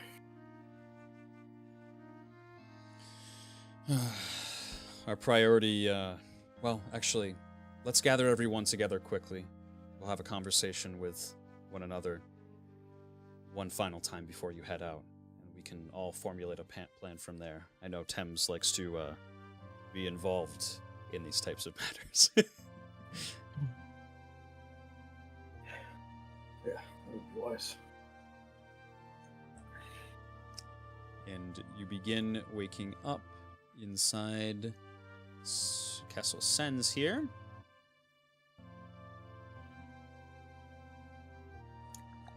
Change music. Mr. DM, have I taken a long rest? You have indeed taken a long rest. Congratulations! Let's go! Let's go! The time has It's come. finally happened. I'm a real boy. I don't remember what this is like. You wake up from your long sleep here, and albeit a bit uncomfortable as you slept on the floor. Nothing that you haven't done in the past couple of weeks. You wake up, and however, Marth is not directly behind you. You find yourself just to the left and behind him. Not in the original place that you were sleeping before. And we are going to end the episode right there. Thank you, ladies and gentlemen, for joining. I hope you all had a lovely, lovely evening. I know that was quite a long stream, but I wanted to at least make sure that we got through that entire fight. Didn't leave it on a kind of a suspenseful note. We left it on a little bit of a different suspenseful note.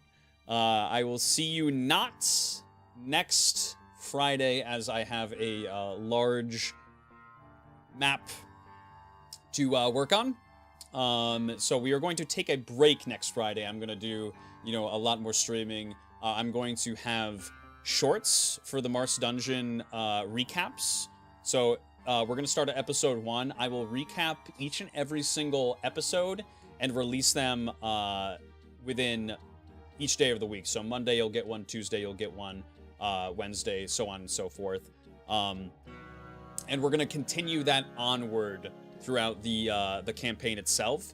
So you guys will be able to catch up on the episodes should you have missed anything. If you really, really want to, if you're interested in the campaign and want to learn about it, whatever it may be, if you want to get caught up on the live streams themselves and see if there's something that you've just missed, you can watch those episode recaps, and that'll get you up to speed on everything that's happening. Exclamation mark Patreon if you wish to support me and Tori. We work very, very hard on these episodes. Hence me kind of taking a break for the next week just to get the next one set up. Very important episodes up ahead. Also check out Starforge System. You can get yourself a wonderful, wonderful PC today. I'm sure we're going to be getting some deals up and coming. I need to check on that for the next time that I stream, just to see if anybody is interested at all in picking up a Starforge System, which you should absolutely do. But other than that, I just want to thank each and every single one of you once more. Next Friday, instead of the episode, we will have a dungeon delving / tier list episode of we're going to do either music or NPCs tier list. So that'll be fun to look forward to. I hope you all have a lovely rest of your evening. And as always, my Dungeoneers, stay beautiful. Bye-bye.